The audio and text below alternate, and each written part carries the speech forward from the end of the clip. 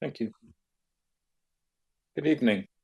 Tonight's Committee of Adjustment hearing is being held by video conference and live streaming video on the town's live stream website at oakville.ca. This is a hearing to consider applications for minor variance and consents held under the authority of the Planning Act. Please keep in mind the intent of this process is to review the application that is before the committee, listen to the evidence, and then make a decision.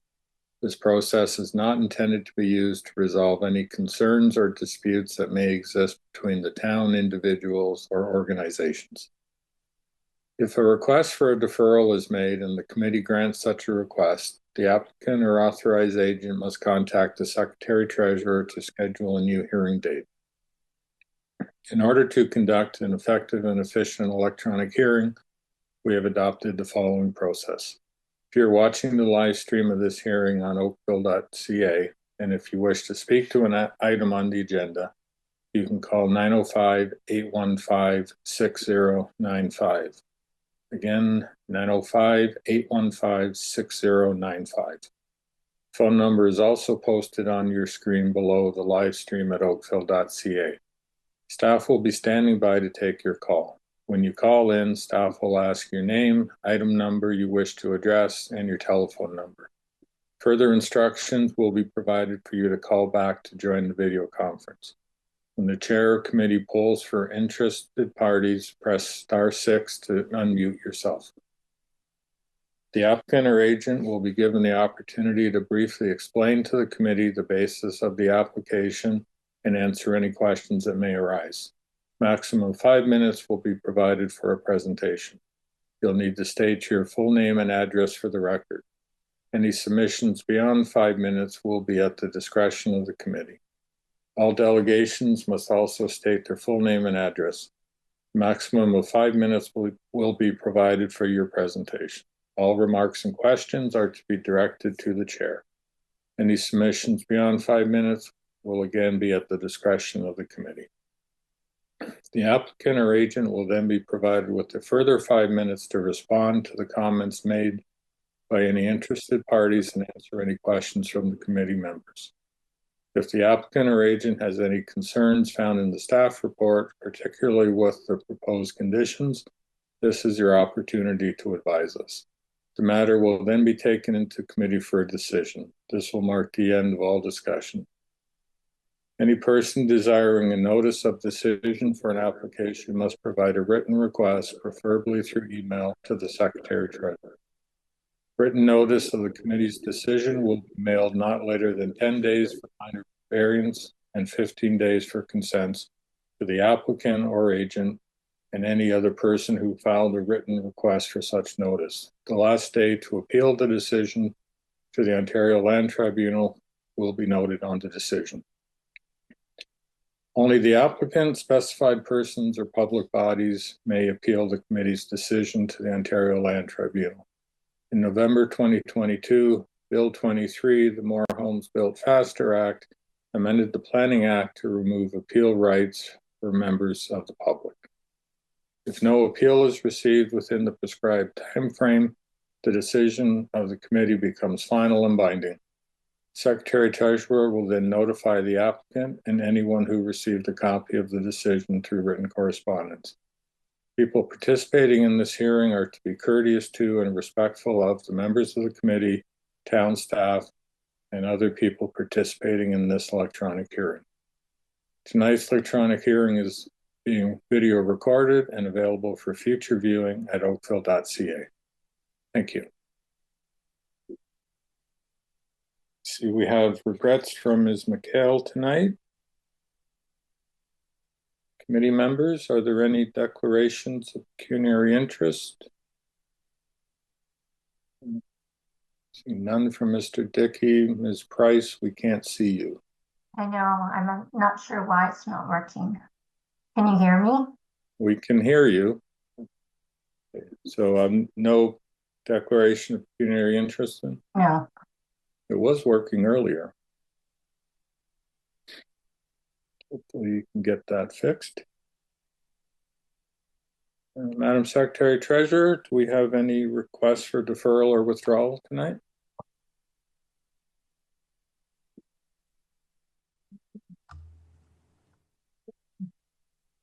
The picture's not coming on. I had one earlier request. I don't see a hand up though. One moment, please.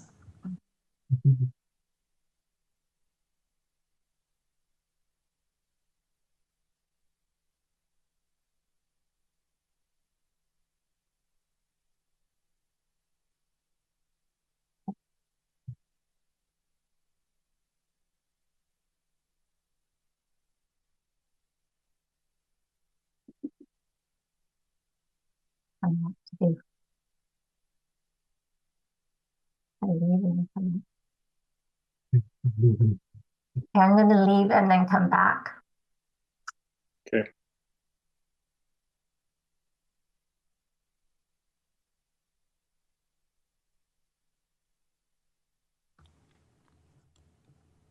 Would you like me to move Catherine McEwen into the meeting for her deferral?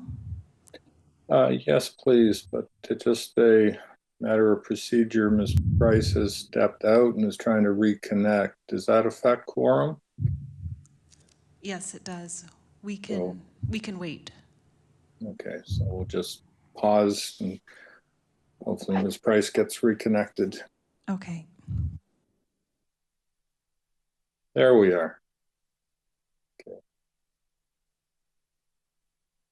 Okay, we can see you now. You're muted at this point, but that's fine. Okay. Okay, great. Well, we can hear you. I see Ms. McEwen is in now. Good evening, Ms. McEwen. Good evening. Sorry about that. I got disconnected as well there. Technology is great when it works. We would like to request a deferral for application A60/2025. We received comments and would like the opportunity to meet with staff prior to proceeding. Okay, thank you. Secretary Treasurer, it looks like we may have lost Ms. Price again. Ms. Price, can you hear us?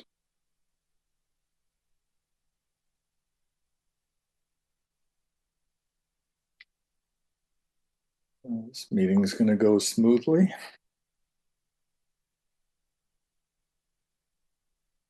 I'm hoping Ms. Price is trying to reconnect again. I see her frozen in a split screen.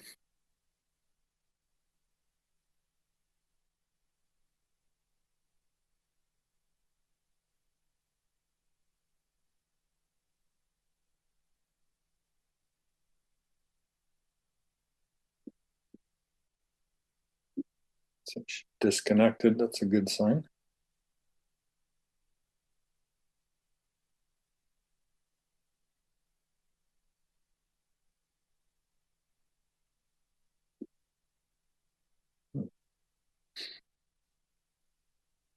So, Ms. Price, maybe you should try leaving your camera off. Can you hear us?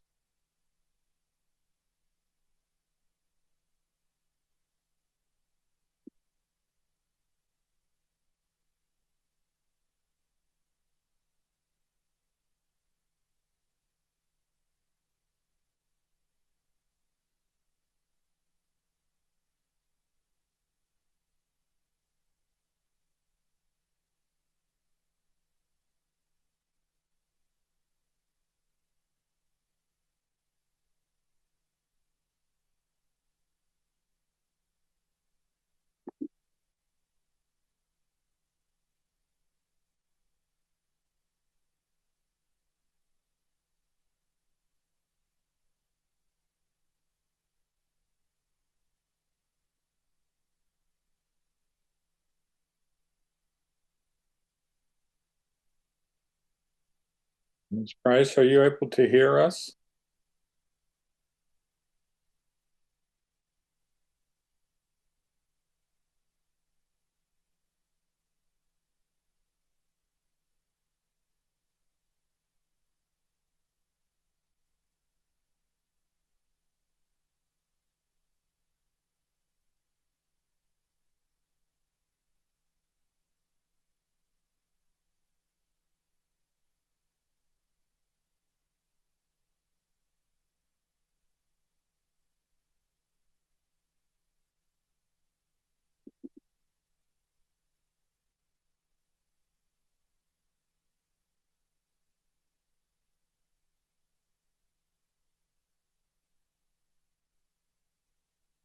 Madam Secretary Treasurer, are you able to try to contact Ms. Price? Maybe she could call in and I'll just have to remember to keep calling on her to see if she has any questions.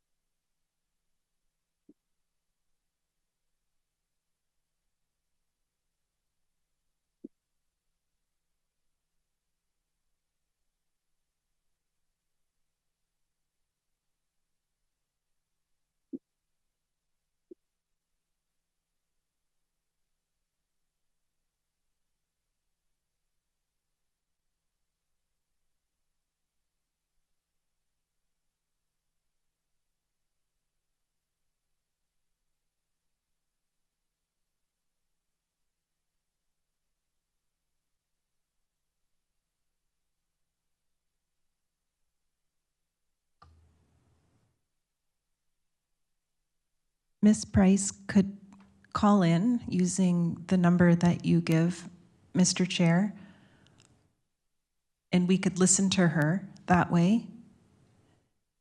Yeah, that'd be great if, I don't know if well, she probably can't hear us. Are you able to try to contact her by phone?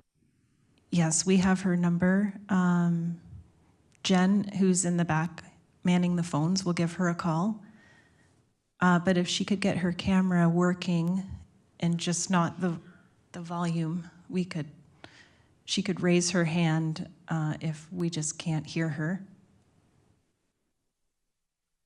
Yeah, I know from my perspective, her camera was just flashing rapidly and then freezing. But, if we can get her on the phone, I can just try to remember to keep calling on her to make sure we can't see her. Okay. I'm assuming that Okay. wouldn't If, impact. sorry. If member Susan Price is able to hear us, then she could let us know verbally if she agrees to a file or disagrees. Yeah, I see she's back on the screen now. With Ms. Price, can you hear us?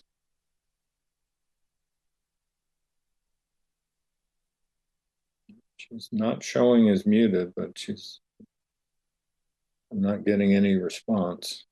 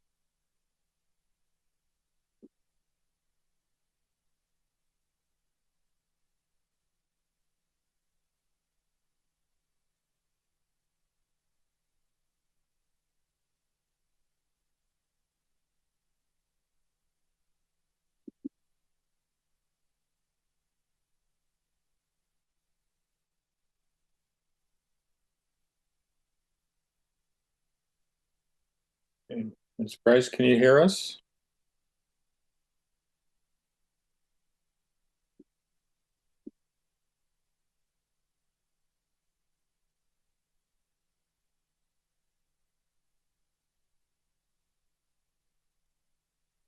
I think she's having a significant issue tonight.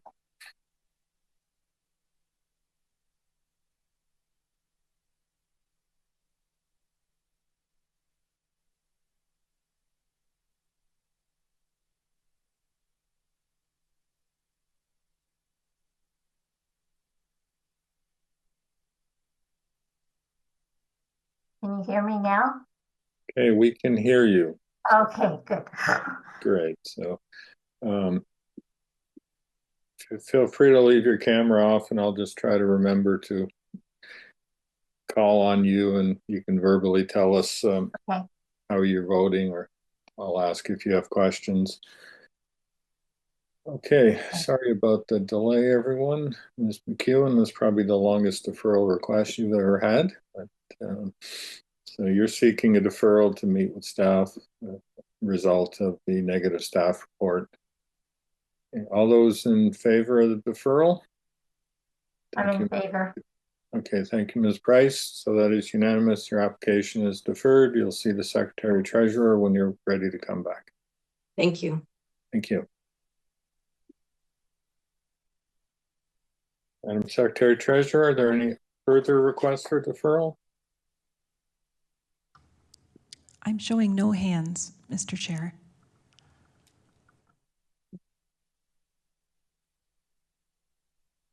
Okay, so we will proceed with the, I'm going to say the first three applications of the night. We'll hear together and then deal with the motion separately for B2403 at 317 Gloucester Avenue and the companion, that's the severance application, and the companion minor variance applications A052 2024 and A053 2024, also 317 Gloucester Avenue. I see Mr. Walker on the line. Good evening, sir. Good evening. Voice coming through okay? Yes, we can hear you fine. Perfect. Great. Thank you. Good evening, chair, members of the committee. My name is Andrew Walker, principal planner with Gagnon Walker Domes. On behalf of Mrs. Amelia Francis, registered owner of 317 Gloucester Avenue. Subject site is located on the east side of Gloucester Avenue, immediately opposite Galt Avenue, and measures approximately 0.2 hectares, occupied by a single detached dwelling, detached garage with a driveway with 2 access points to Gloucester. Surrounding land uses are single detached residential dwellings.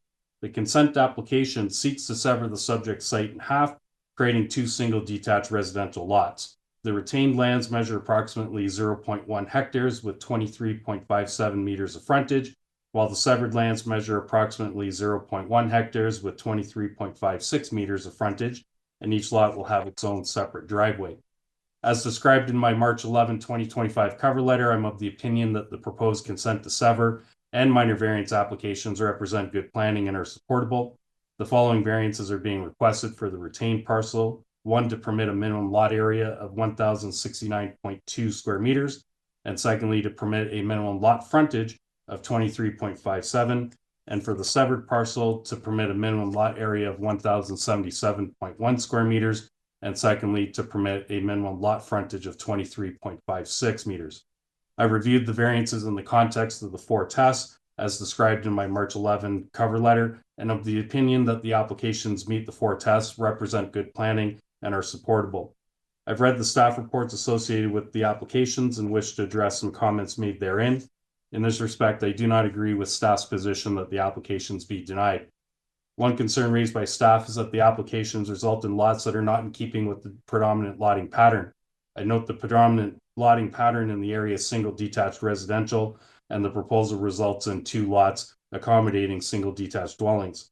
Further, policies 3.9 and 4.3 of the official plan note some growth and change may occur, including intensification, provided the character is preserved and the overall urban structure is upheld. The proposed development maintains and preserves the overall urban structure, as the proposals for 2 single detached dwellings as mentioned in an area designated for such uses. Variances result in residential lots sufficiently sized to accommodate single detached dwellings in keeping with the area character. I've undertaken a review of lot areas and frontages within the neighborhood included with the application package, and note that there is a wide range, including several lots within the same special policy area with lesser frontages than what is proposed. Another concern raised by staff is that the proposed severance and variances would not maintain the integrity of large lots per policy 28.2 regarding special policy area. Staff do acknowledge the proposed application meets the maximum permitted density of 10 units per hectare, it being 9.09. However, they suggest the proposal does not maintain the integrity of large lots of this special policy area. The official plan does not define large lot. As such, this interpretation is subjective. The proposed reductions are modest and reflect the range of sizes in the area, resulting in lots with frontages over 23 meters each, large lots by any stretch of the imagination. Another concern relates to maintaining and protecting existing neighborhood character and compatibility. According to staff, the proposal does not conform with policy 30.14.2, which provides direction on granting creation of new lots, noting criteria regarding size, shape of lot, requirements of zoning bylaw, and whether what is proposed is appropriate and compatible with adjacent lots. Other than the modest relief being sought, my client is not seeking any other variances. I submitted a summary of side yard setbacks in the surrounding area with the applications, noting there are numerous examples where the combined side yard setbacks are below the minimum. The proposed lots are large enough to accommodate the dwellings with appropriate interior side yard setbacks. In addition, staff note that policy 31.5, providing the definition of compatible, I'm of the opinion that the proposal provides large frontages and areas capable of accommodating all required setbacks and as such meet the definition of compatible. A further concern raised is the inclusion of lands on the west side of Gloucester in the analysis of neighborhood context, as they are located outside the special policy area. One experiences neighborhood context by experiencing both sides of the given street. Regarding staff's opinion, it is important to note that the proposed lots are both twice the size of any of the lots located on the west side. Staff raised concern regarding the potential impact that construction could have on existing street trees. The proposed dwellings are located well beyond the limits of the boulevard, and in response to earlier staff comments, the proposed site plans and driveways for each lot have taken this into account. Lastly, staff has suggested that the proposed variances undermine the existing and established neighborhood character. While the proposal does seek zoning relief, in my opinion, the relatively modest reductions still maintain generously sized properties. The plans submitted with the applications illustrate this point. The proposed dwellings are modest in size, sympathetic to the character of the neighborhood, striking a balance between built form and open lot area. I do not share staff's opinion that the proposal undermines the integrity of the official plan, nor the zoning bylaw. What is proposed will not destabilize the area, nor have a negative impact. This concludes my presentation. I seek the committee's indulgence in supporting the consent to sever and minor variance applications, and I'm available for any questions or comment. Thank you. Okay, thank you. Ms. Price, do you have any questions for the applicant? Not at this moment, no. Thank you. Mr. Dickey? You're muted, Mr. Dickey.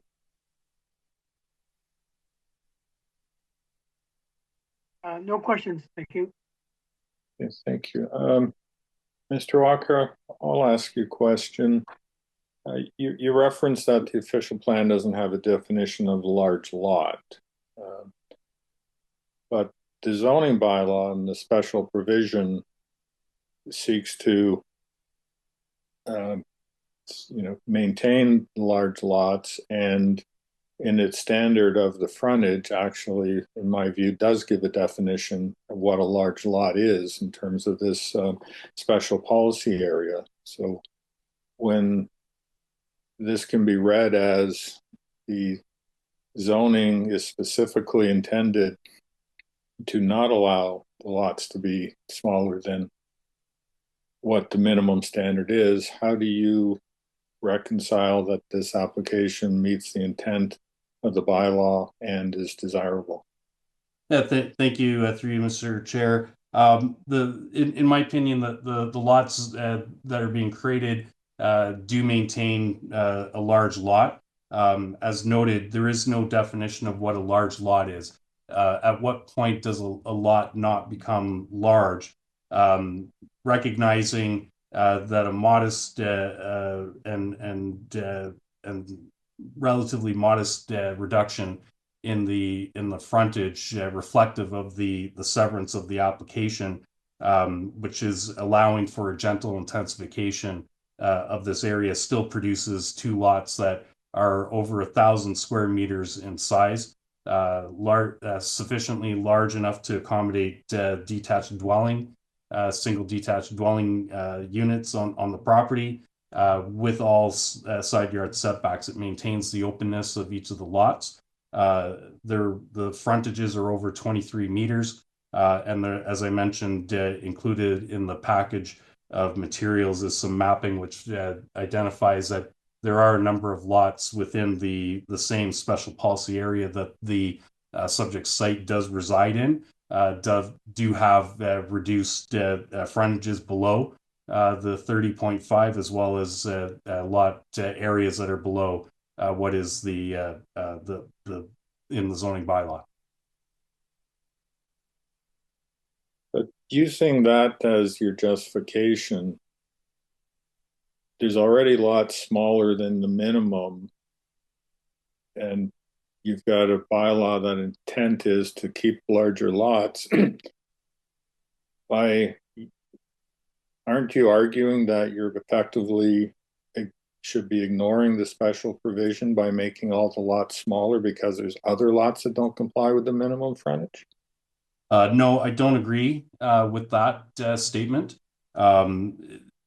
What is being proposed is lot frontages and areas that are within the range of frontages and areas that are within the neighborhood. The policies speak to maintaining the character of the area, and by providing lots that are both in size and in frontage and the same uses, which are single detached residential dwellings, that is in keeping with the character of the neighborhood. These are sufficiently large lots. They are over 23 meters wide in terms of their frontage of what is being created. You know, to the point of lands that are on the west side, while you do experience the character and the idea of maintaining and being in keeping with the character of the neighborhood, you can't just ignore the west side of the street. What is on the west side of the street are lots that are definitely smaller than what would result from the proposed application.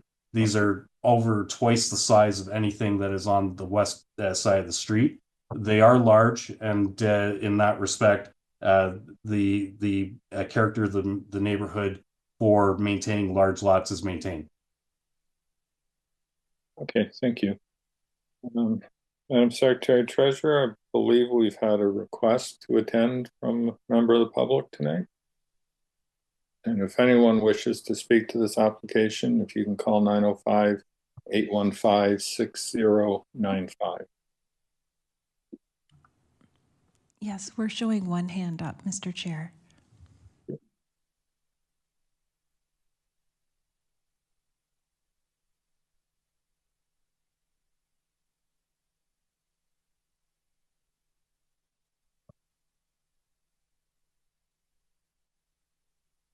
Good evening, Mr. Arnold. Could you please state your name and address for the record, Mr. Bert Arnold? He's muted still. It's Bert Arnold, solicitor in Georgetown, and I act for 257-3242 Ontario Limited. They're the owner of 322 Gloucester. The principal of that company occupies the property as a primary residence, and that's directly across the road. So it's really the most impacted. I also represent Ms. Walter Gellert, who is the owner of 125 Gloucester, which is her principal residence.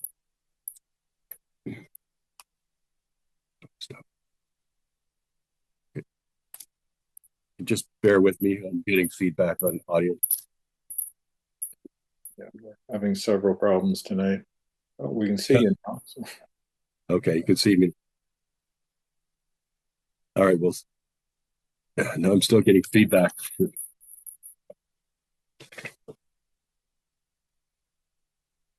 Are you connected to two devices by any chance? That tends to happen. Nope.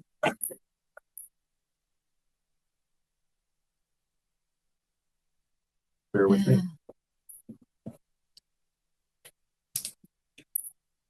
We're not getting the feedback at our end, so if it's bearable for you, you can try to continue. Okay, perhaps that'll help. Hopefully. But first, a general observation. Gloucester is a very narrow road, 50 feet in width. And currently, there's a lot of construction renovation on the on that street. And at times there's a lot of congestion and at times even impassable. So that's just a general observation. I want to refer to the special policy area and specifically some of the wording, which I think Mr. Walker inadvertently misrepresented. Let me just read from it. The special policy area in southeast, that's our case, southeast Oakville, that applies to the low density residential designation is intended to protect the unique character of this area within the town. And Mr. Walker makes and draws diagrams about the area, the neighborhood, but it's the character of the special policy area. So you need to ignore the lotting and the houses on the west side of Gloucester. They are not in the special policy area. He even includes lots on the north side of McDonald, and the very same thing applies, that those lots are not in the special policy area. To look at the appropriate area, we can look at the zoning map that's included in the comments from the town at page 11.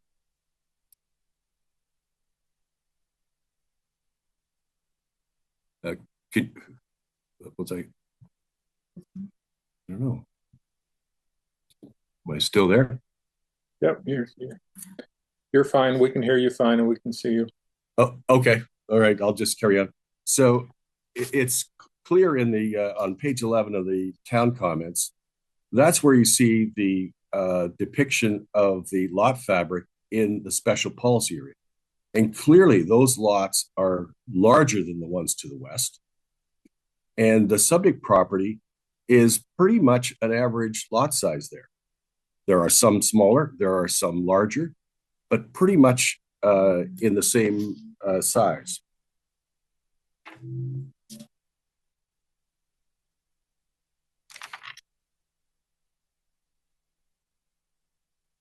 So I think when you have to examine the character, it's the character of this area. It's the character of the special policy area, not the neighborhood. Because Mr. Walker would love to say it's the neighborhood, and I can sweep in all the smaller lots on the west side and say, well, let's all average it out, and I'm fine with the subdivision into the lot sizes that would be compatible to the west. That's not the special policy that's provided for. The other part of the special policy is the intensification shall be limited to development which maintains the integrity of the large lots. And there's really two aspects to maintaining. And first of all, I would point out that the word maintain means to keep. It doesn't mean to change, it means to keep. And there's two aspects of maintaining the integrity. One is that if you divide this lot in two, these lots will be smaller than most of the other lots. The other aspect of integrity is the clear and dangerous precedent, because if this, which is a typical large lot in the special policy area, if this is permitted to be divided, there's no rational reason why all the other lots can't be subdivided. And that would not maintain the integrity of the special policy area. So the precedent is really important.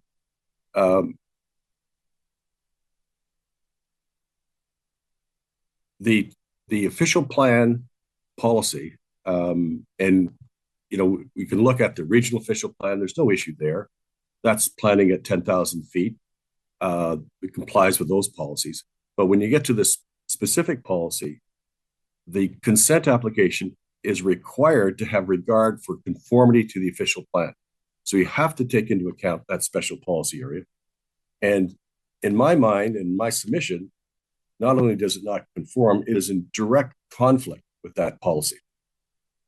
In terms of the minor variance, the test is slightly different.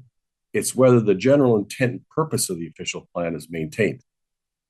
Sometimes it's difficult to determine what the intent and purpose of a designation is. That's not the case here.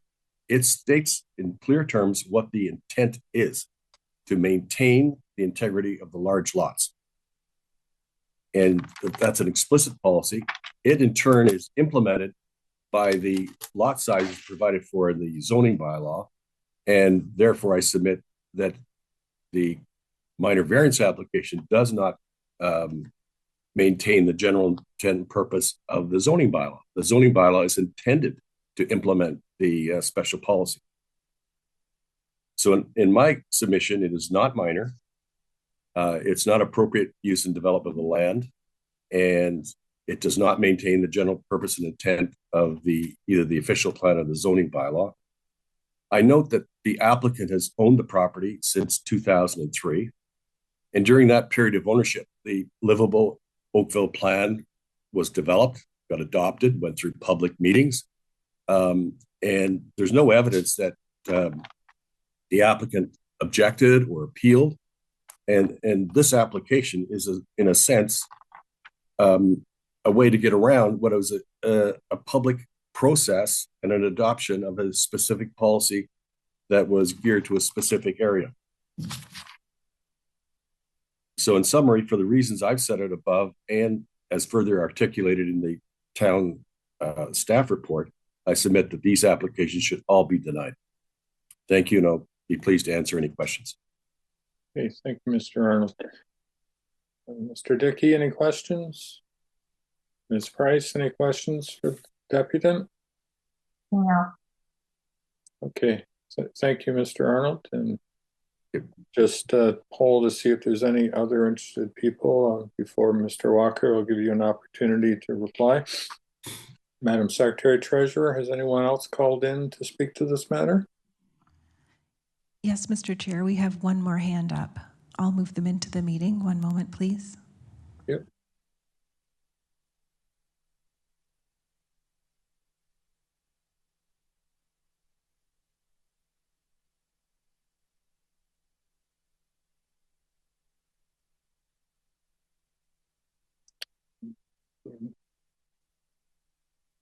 Good evening. Good evening. Elizabeth Rukavina and my husband Stephen. We live at 299 Gloucester, so just 2 doors south from the applicant on the same side. And as such are directly impacted by the request for the variance that's being sought. Thank you for the opportunity to have a couple of minutes of your time on this variance. We support the conclusions that have been reached by the city staff in suggesting that should be a denial with respect to the application. We also support the submissions that Mr. Arnold just made to you. And you will note that a number of our other neighbors have also provided statements to the city, also living on the east side of the street and providing objections with respect to the relief that is being sought in the variance. And so those are the neighbors who are most directly impacted with respect to the application, both from a construction point of view and from a future variance point of view and future precedent point of view.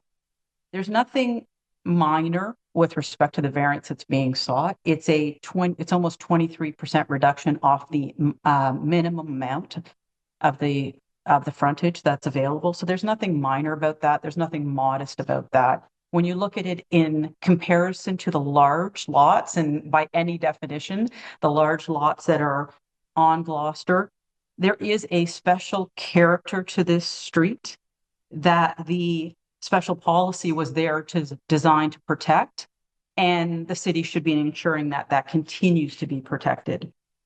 If this type of variance is permitted, then where does it stop? How would the city ever say that something less modest would not go forward? So there's a difficult precedent to set there, and you only need to take a short walk down the street to see the number of different lots and homes that are ready to be redeveloped on similar large lots that could suffer the same fate. And that would then have a serious detrimental effect on the street and really then cause the entire special policy to be put at question. So we'd ask you to continue to uphold that special policy. It was there for a reason. The city has decided that this is important. The neighborhood thinks it's important. So we would ask you to continue to support that and protect it. Thank you. Okay, thank you for your presentation. Ms. Price, any questions? No, I think valid arguments have been made. Okay. Mr. Dickey, any questions? Thank you. All right, Madam Secretary Treasurer, any other interested parties wishing to speak to this matter? We're showing no more names, Mr. Chair, but could you kindly read the names that haven't presented tonight that are on our sheet for tonight? Okay, we have Michael Stanley. We just heard from the Cabinas, the Walsh-Walton family, and Margaret Shanahan. If no one else is called in to speak, Mr. Walker will give you an opportunity to respond to the letters of objection and the two presentations tonight, if you wish. Yeah, I'll just provide a couple of really brief comments. It was noted or suggested that in reviewing the merits for the application that was looking only at the west side, that would be incorrect. It was noted that insofar as how one experiences the context of the neighborhood, but the proposal and the submission of the application does look at the special policy area. The mapping that was mentioned in the staff report, and as the delegate had said, there are some larger, some smaller. What is being proposed is within the range. It's above some that are smaller and it's below some that are larger. And so in this regard, if the ones that are smaller are okay for the area, one would assume that the same thing here. You can see some of these lots as you get closer to Moorcroft Road, and these are all in the same special policy area. Those lots are roughly in the 0.2 of a hectare size, whereas or 0.2 acre. My apologies. Whereas the proposed lots will be up around 0.23. So those there are lots that are of a similar size within the neighborhood. The lots that are being proposed will provide sufficient side yard setbacks. When you look at some of the side yard setbacks, there are some dwellings that are almost right up against the property line, and one would suggest that they are deficient in side yard setbacks. The proposal is the lots are sufficiently sized that we can accommodate the side yard setbacks. With regard to not appealing or objecting to a previous process, it does not prevent one at any point in time going forward into the future from filing an application, whether it be through minor variance or any other planning application, and that's what we have done here. It has come around to the point where we have sought the application, and we're before you today. And lastly, in just one note, in the staff reports, it would appear that the staff reports make reference to the number of objections, but it seems to misrepresent that there are letters of support, in particular a petition that was filed with the application with 7 area resident signatures as well. So there are letters of support in addition to those that are in objection. I think it's important for the committee to be aware that there are members of the area that are in support of the application and not just against. And you are correct, and we do have in our package the letter of support signed by various members of the community. Great. Thank you so much. Thanks for that. Okay, thank you for that. Committee members, any follow-up questions for Mr. Walker? No. Mr. Dickey? Okay, then I'm going to close discussion on this matter, and I'll be looking for three motions, three separate motions. First, we'll deal with application B24, which is the consent application. Mr. Dickey. Thank you, Mr. Chair. Based on my review of the owner's application, plans, a site visit, the presentation by the owner's consultant, the planning staff's report, and the letters of both letters of objection, letters of support, and the neighbors who have put forward presentations today. My opinion that the severance is not acceptable. It does. I look to the planning department's comment that it does not comply with the official plan criteria. That the size and shape should conform to the zoning bylaw and be compatible with adjacent lots. I don't see that this property is compatible to the adjacent lot, and I don't. The Planning Act criteria says that the dimensions and shape should be taken into consideration. The dimensions and shape of the lot should be compatible. In this case, in my opinion, it's not compatible. Therefore, I agree with what the planning department has said, and I put forth a motion that the application applied for be denied. Thank you, Mr. Thank you, Mr. Dickey. Ms. Price, do you have any comments on that motion? I agree with Mr. Dickey. I think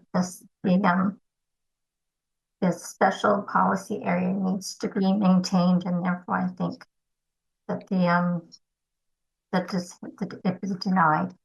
The variance consent be denied. Thank you, Ms. Price, and I'll just add in. I too will support that motion, and while I accept to a degree Mr. Walker's argument that you need to look at both sides of the road to establish the character of the neighborhood. Where I reject that argument is if you're going to carve up the east side and make it look like the west side, you are completely changing that character of the neighborhood. Okay, so with that, the motion on the floor is to deny the application for consent. All those in favor? Okay, thank you. So that is unanimous. The application is denied. Mr. Dickey, if I can call on you to keep going, and application A052 2024, the minor variance application. Yeah, thank you, Mr. Chairman. My opinion, the variance for frontage and lot area is not minor in nature and does not conform to the fourth test of the Planning Act. Therefore, I put forth the motion that the application is applied for be denied. Thank you, Mr. Dickey. Ms. Price, any comments on that motion? I agree with Mr. Dickey. It should be denied.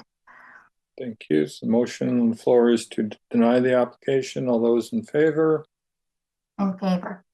Okay, so that too is unanimous. That application is also denied. And Mr. Dickey, if I can trouble you one more time, A053 2024, application for minor variance. Thank you, Mr. Chair.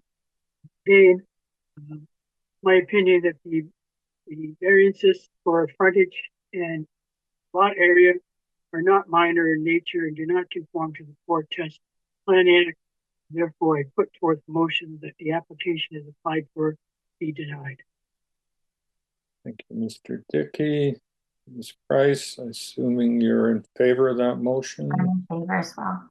Okay, so all those in favor of the motion to deny. Deny. That too is unanimous. So that application has also been denied. Thank you, everybody, for your contributions.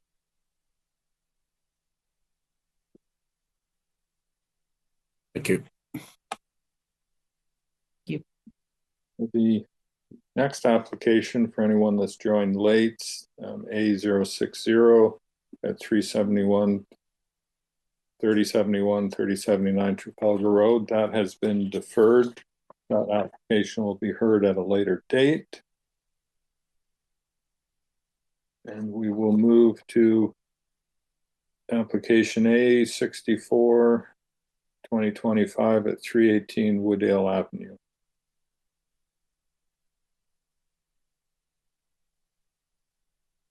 Good evening, Mr. Van Coolen. Good evening, Mr. Chair, members of the committee. Just before you start your presentation, I'll just remind anybody watching that wishes to speak to this application, if you can call in at 905-815-6095. Okay. Please proceed. Yes, thank you, Mr. Chair.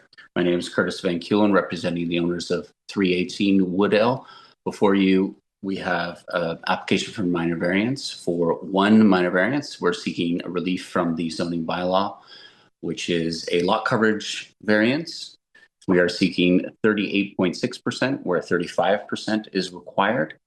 I do want to note that we have reviewed staff comments. We do agree with staff comments. They are in support of the application. We are in agreement with the conditions as well.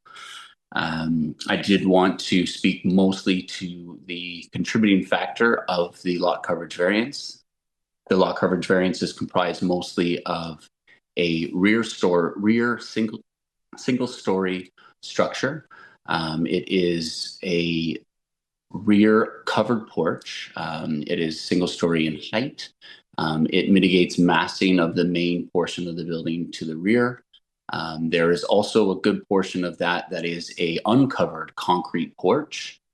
During construction, the owner, as building the building, the owner working with the town staff, working through inspection processes, did decide during the construction that they wanted to use the area under the concrete porch as part of their basement space. So they changed the plans, working with town staff and working with the inspections team. We've submitted an application to the building department for a revised building permit application that went through review. That identified this lot coverage variance. We then filed the variance applications as well, and we're here before you tonight. Again, the massing of the structure is of very little impact on the neighboring, with more than 50% of that structure below grade, which is by default counted. The way that the zoning bylaw interprets the uncovered concrete porch with a living space below it, it loops it into the lot coverage variances and requires it to be counted. So by that, I want to stress that the impacts on the neighborhood are next to nothing, because most of that, like I said, is below grade. We do have letters of support. We canvassed the areas, and we do have 7 letters of support on file. Overall, we do agree with town's comments. It meets the 4 tests: the general intent of the official plan and zoning bylaw, desirable in nature, and it does represent good use of the space. We did review a recent submission from a neighbor, a letter of objection. I note that the letter mostly goes into grading and drainage and setback issues. I wanted to stress that we are not here before you tonight to seek a side yard setback. All of the building does comply with all other bylaws in the zoning bylaw. And overall, the grading application is also in for a slight revision to address some of the changes due to the covered and uncovered porches. So that's also under application right now and is being reviewed by the engineers who are on file for that. Again, no other variances are attributed to this project. And again, in closing, we feel it's minor in nature and it meets the 4 tests. And I turn it back to you for any questions you might have. Thank you. So just for clarity, do you still require a revised building permit? Yes, technically we do require a revised building permit and it is in process. The only condition with that revised building permit right now is this minor variance approval for the change in the basement plan, which utilizes the area under the covered and uncovered porches. And so again, just for clarity for anybody that's watching or even for the committee, this variance isn't being triggered by the covered porches. It's because you're now including the basement, the area under the back patio as livable space in the basement, and that triggers that area to now have to be considered coverage as if it was just a rear deck or rear porch or patio. You wouldn't require this variance. That is correct, Mr. Chair. Thank you. Okay, thank you. Ms. Price or Ms. Dickey? Mr. Dickey, do you have any questions for the applicant? Mr. Dickey? Yes, thank you. I don't know if I wasn't looking in the right spot, but usually when somebody comes in for a lot coverage, they tell us how big the footprint is, how big the front porches are, front and rear, and what percentages. So if you would do that for me right now, I'd appreciate it. Sure. On the site plan, if staff wants to pull up the site plan, we do have a lot coverage breakdown on the right-hand side of the page. I believe it might be the last slide of the supporting documents submitted. Right-hand side of the page, just under the key map, sort of top right corner, just under the key map. The total lot coverage is given there. And I do have a breakdown here. We have a portion of the front. There's a small portion of the front covered porch that's about 4 to 5 square meters.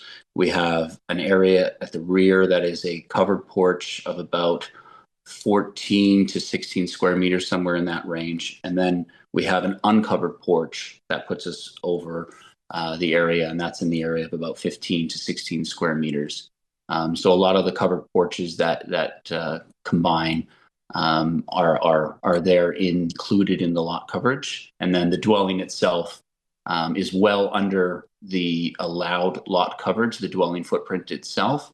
And you can see if you zoom in a little bit on the bottom corner of the dwelling footprint, the lower left corner, you can see there's a large uncovered porch right there. And then there's 2 small covered porches as well. So those are the areas, and the main massing of the building itself is well under the 35% that's required.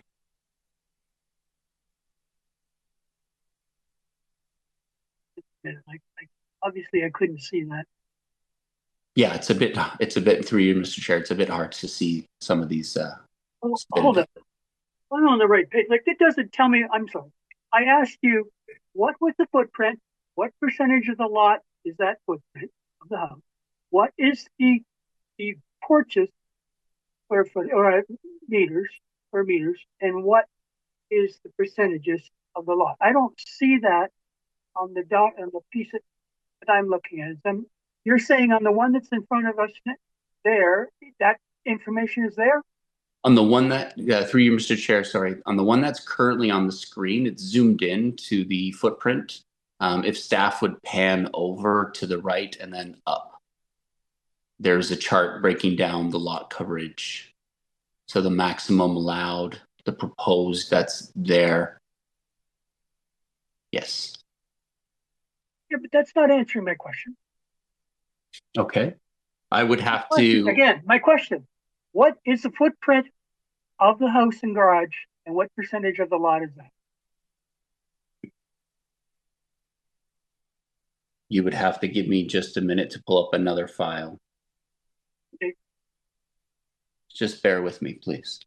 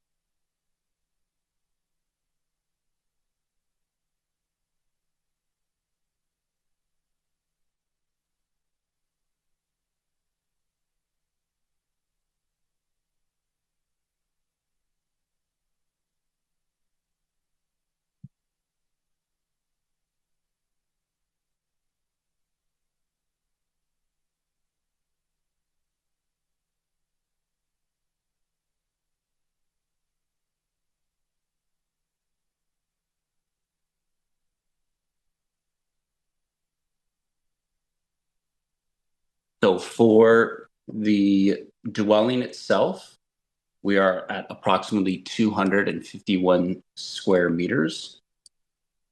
We have a total of 10 square meters of uncovered porch and a total of 14 square meters of covered porch, to answer your question.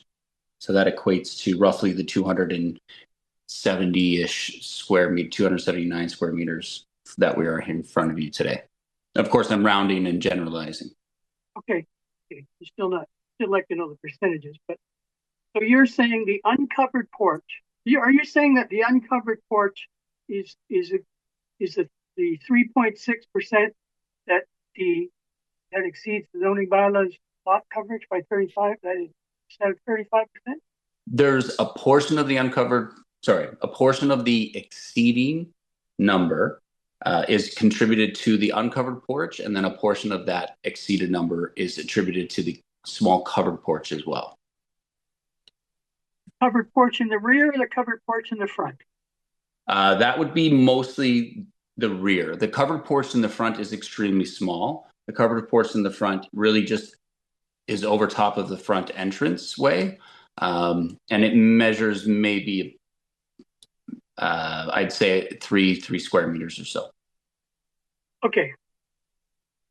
Let me back up. So you received a building permit. You built this house and it complied with the zoning bylaw. Is that correct? That is correct, yes. Now you changed your plan. You built a basement under porch, an uncovered porch, and you expanded the size of your covered porch, and therefore you don't comply with the lot coverage of the building, of the zoning bylaw. Is that correct? Yes, there were modifications made during construction. Yes. Okay, let's go back. So you have an uncovered porch that has a basement, and because of that, you're over your lot coverage. What percentage of that uncovered porch is over? And what percent is that uncovered porch over your lot coverage? That's what I asked maybe 5 minutes. Okay. Give me a second and I'll calculate the percentage for you.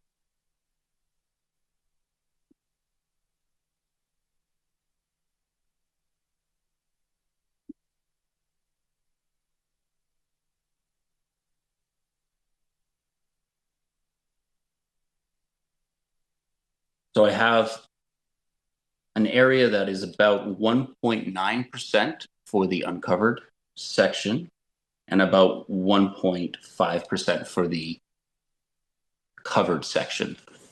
That attributes to the 3.6% overage. Okay, let's forget about the uncovered porch because it doesn't have anything above grade. So you increased the size of your rear porch that covered by whatever that resulted in a 1.5 overage of your lot coverage. Is that the gist of it? Yeah, there was an expansion of the single-story covered porch section. Okay, in the future, I like to look to see all the various components that make up a lot coverage situation. So I always like to see what those numbers are. And it's very frustrating to waste 5 minutes of my time and everybody else's time just to get a simple answer that should have been on your plans. Everybody else does that. Thank you. I apologize. Our surveyor did not have that on there.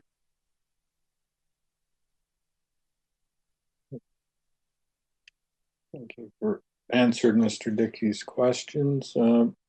Madam Secretary Treasurer, I believe we have a request from Mr. Detz to speak tonight. Yes, one moment. He is here. I'll see if he would like to speak.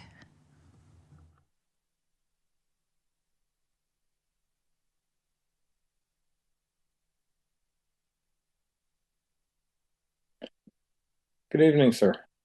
You can unmute yourself, turn your camera on, give us your name and address for the record.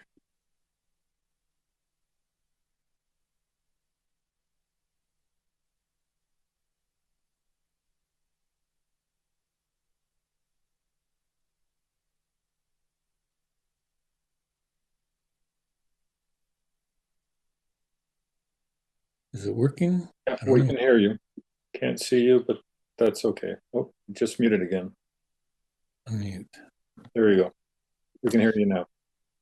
Okay, I don't know what's going on with. Yeah, lots of people are having trouble tonight for some reason. To start these meetings, live meetings, instead of having this video like this, it loses context, and I don't know, I guess part of the older theme here. Good evening, Madam Chairman, councilors. This is quite exasperating dealing with this building process. Let me go through here and read what I've got so I don't get off track. We are here because the builder of 318 Wooddale has exceeded the town of Oakville approved square footage of allowable building size for the lot. This is a family-oriented neighborhood. The houses built here are for single-family occupancy. Town of Oakville has a process for building a house. Drawings that are submitted and required for approval, building codes, progress inspections, grading inspections with required approvals all along the way. Somehow the builder has failed to follow this process. The build that we see now was not what was originally approved for this lot. This variance calls for approximately 200, I don't deal in metric, I'm converted that to feet. This variance is applying for a 280 square foot above the lots of what is allowable. 280 square feet, that's not a minor variance. That's the size of a single car garage. I'm having trouble with this part. If the builder had first set of approved plans that were provided with the sale of the property, then made modifications to build, I cannot see the original plans. I've applied for the Freedom of Information Act. I can't get the original plans. But to me, there were things that went on through this process when a surveyor came up. It happened twice that this builder was not following the building plans. When the surveyor came up, he was supposed to put in stakes for a retaining wall on this side. And so he asked to come on my property, and I said, sure, because it was all mud on the other side. So I said, sure. And then he was making comments, well, you know, this drawing doesn't look what it was here. I says, what do you mean? And he said, well, I'm showing the basement walkout is on the north side. I said, oh, well, I guess they mirrored it. I don't know. And he says, I'm showing 2 basement windows on the drawing. And he says, here, in actual fact, there's 3. So that started things off really weird. So to me, that means the builder's trying to do a bait and switch tactic to get the town of Oakville later on to approve the alterations and get a variance because he's already done, well, it's already here. Can we get it approved? In this case, if this is the case, what the builder's done, because and another person mentioned that when I talked to the town of Oakville and I was talking to them, and they were looking at the drawings that they had back then. Now so back then, and he was saying, well, I'm showing the basement walkout on the north side, closest to Wildwood Avenue. And I'm saying, no, that's not what's here. That's not what's been built. And that's when I think the new, I'm looking here. I think then the new designer got involved and they had to redraw the plans and submit them. So they've redrawn the plans to what's existing here now, but they're not approved yet. So if this is the case, this bait and switch, I would recommend the city not approve this variance to make the builder return the house to the originally approved plans for the lot. Whatever the changes to get the house back to the approved size for the lot would require approval prior to any work being done. And I would recommend a stronger adherence to inspection processes for this builder. The town of Oakville does not, there's so much building going on in this area. I've lived here for 30 years. And the amount of building going on, you can't go down some of the, like Wildwood last week, you could not drive down the street because it was plugged off. They're building 2 houses. They're putting in a pool on another house. You can't drive down the street. The town of Oakville does, and the community of Oakville does not need non-compliant builders who just do what they want and try to get a variance after. The building bylaw allows for 1.2 meters between the house and the property line. This does not leave enough clearance for the installation of the outside finishes like siding, soffit, eaves troughs. This led the builder to trespassing on our side of the property many times, even though we gave him written and verbal communication and instructions to stay off our property and do all his work on their property. He did not comply. If like I had to babysit, guard my property so this guy wouldn't come on our property. One example that really struck me that was really, really hard was when the framing contractor built this side wall to the house. They built it on the flat deck, and then they used a crane to lift it up. The side wall was approximately 20 feet high by 40 feet long. When they were trying to crane it in place, it slipped off the footing shoring that they had and almost crashed down. It just missed my garage. And there was not enough room for the workers to guide it safely into place. And they were using a crane. So there was luckily that nobody got hurt. It could have fallen, collapsed my garage, damage, all kinds of things. This building so close to the lot line, I see problems with that all over the place as I walk around our area. We do not know if all the infractions or not signed off permits that are presently against the builder for this property, but I do know of one that impacts us. The elevation grading permit is definitely not in accordance with the town of Oakville. We've seen the bylaw inspector here when they're working on this house many times during the build. The inspector informed us that the property elevation and the ditch is not to code. The raised elevation is a problem for the neighbor on the north side as well.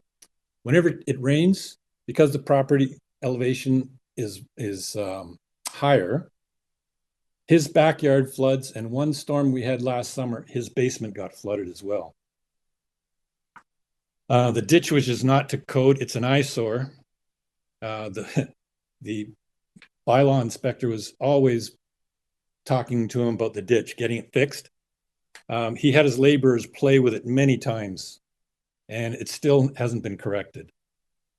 But the builder complained about the ditch and what was going on. So the town came out and they altered my ditch, and they dug a little channel in there. Now it's a pain in the neck for me to cut my lawn. The fence that they've put up, so I had a chain link fence along here. They destroyed it. The fence that they built on their property now is being used as a retaining wall on my side and the back there. The fence is on 2 sides of the property. The ground surface at the back corner adjoining my property and theirs is 10 inches higher than their property elevation is 10 inches higher than mine. And at the front end of the fence here, it's about 6 inches higher. The swale that used to be when the property was 6 feet there between the house and my driveway. There was a swale there. Water, we have a ditch. We don't have culverts.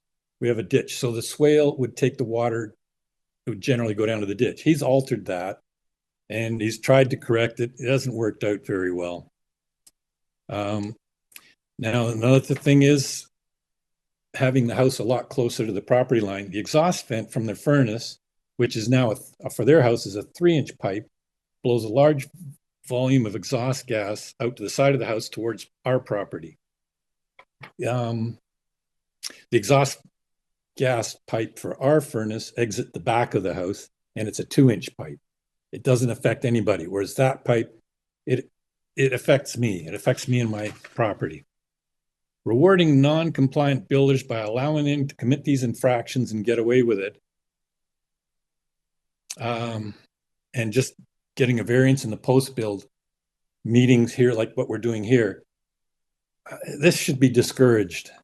And I see, like, I've seen many houses and they've still got problems with them. People are coming back, having to refix. Some contractors are coming back, having to refix things after the original builder is long gone.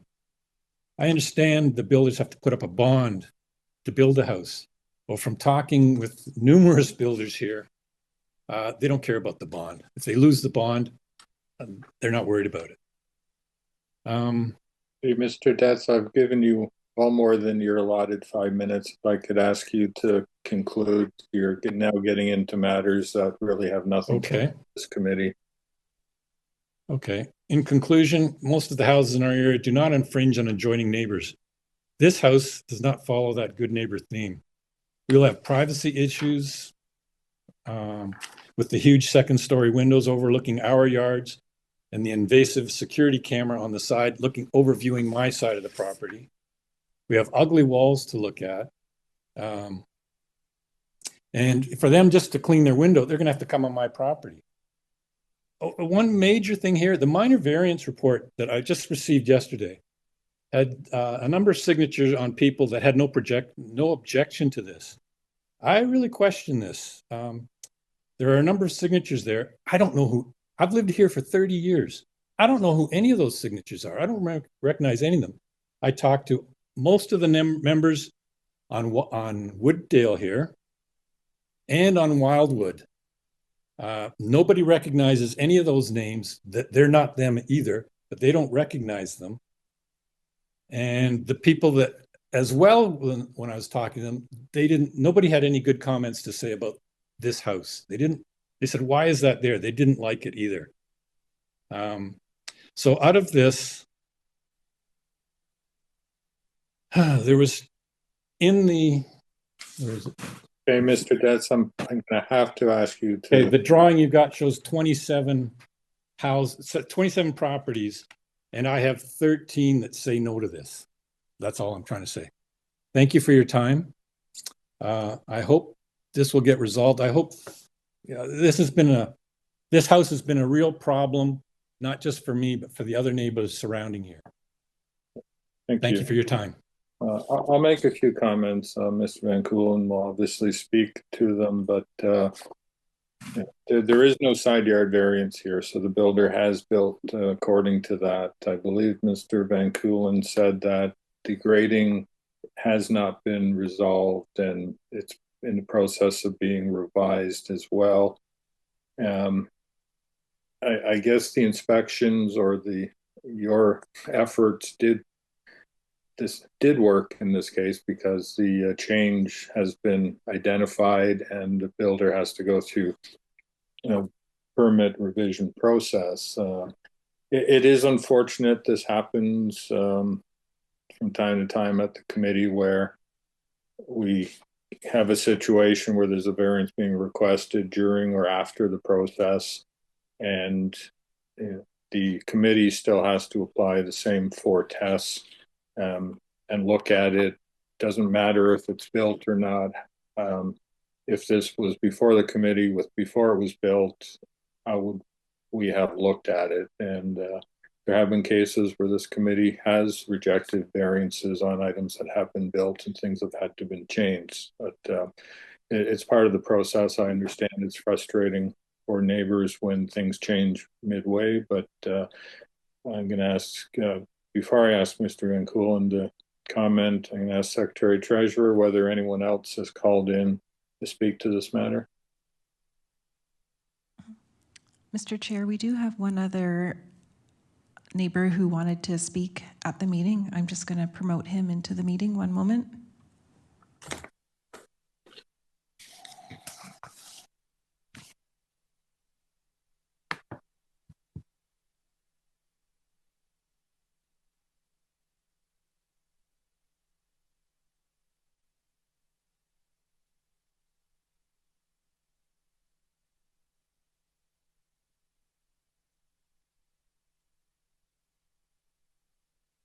I'm showing Dusan Dobry on the line. Is that the neighbor? Yes, this is Dusan Drobny, and I'm here at 306 Woodell Avenue. After talking especially with Mr. Betts, I fully agree with his comments. Um, I believe that obviously the builders in general should follow the original plans. We also understand that there might be some minor variances that happen with the building process. However, to Mr. Dett's comments, these variances shouldn't negatively impact the neighbors, and should follow the bylaws and the protocols that is defined for the building codex and industry standards. That's all my comments. Thank you. Thank you. Just going to check with the committee members whether they have any questions for either of the neighbors who have spoken. No, I don't. Doesn't sound like it. Mr. Van Koolen, would you care to respond to the comments you've heard? Yes, through you, Mr. Chair. I just want to address a couple of them. I don't want to go over comments that you made with regards to the grading and whatnot. We are not seeking a side yard variance application at all. We're only seeking the lot coverage variance, just to stress that. This is a work in progress. The final inspections, all the inspections, the final inspections are not passed as of yet, so it still is a work in progress.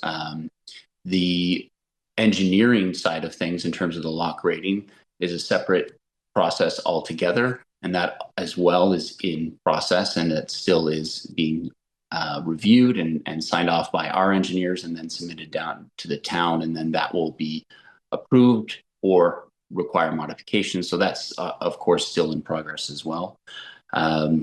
Overall, the plan itself that you have in front of you, yes, has been modified during construction to accommodate and to create a little bit more of a pleasing environment for the owner of the project. The owner of the project is building it for himself.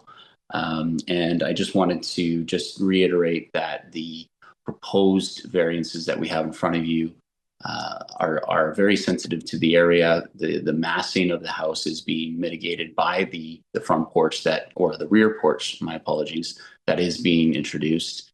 And the portion that is below grade is not impacting anybody in any way, shape, or form. So I just wanted to reiterate those points again to you in the committee. Thank you very much for your time. Okay, thank you. So with that, I'm going to close discussion. We'll move to looking for a motion. Committee members, you've heard frustration on the part of the neighbors with respect to the process. What is before the committee is not how we got here. It's a matter of variance for lot coverage, which, as we heard, is a result of both increase in the covered rear porch and the uncovered rear porch because the basement area was added under it. So with that, I will look for a motion on this matter. Bryce? I sympathize with the neighbors and the problems that they've gone through, but at this meeting we have to deal with the variance, and I believe based on this town's report with respect to the massing and scale and surrounding neighborhood, I believe the variance is to be minor in nature, and therefore and the 4 steps have been met, and I therefore recommend that the owner's application be approved subject to the following conditions. that the dwelling be constructed in general accordance with submitted site plan drawings dated March 26, 2025, and the elevation drawings dated March 24th, 2025, and that the approval expires 2 years from the date of the decision if the building permit has not been issued for the proposed construction. Okay, thank you, Ms. Price. Is there any discussion on that motion? I see none. All those in favor of the motion to approve? I approve. Okay, that is unanimous. Your application has been approved. And Mr. Van Koolen, hopefully your client can speak with the neighbors and try to smooth things over with respect to the process and the grading. I will certainly recommend that. Thank you, Mr. Chair. Have a good evening, all. Thank you.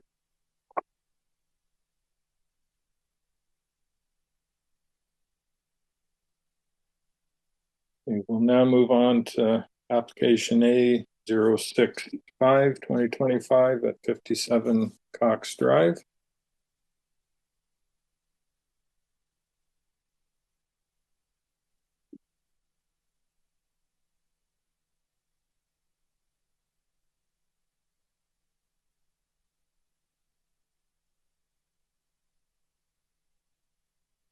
And we have Lindsay Bruce to speak to this matter. Good evening. Okay.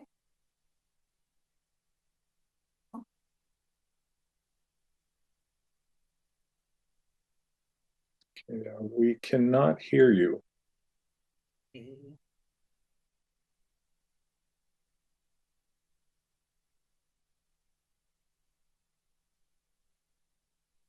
you hear me now? There we go. Okay, thank you. It's been one of those technical nights.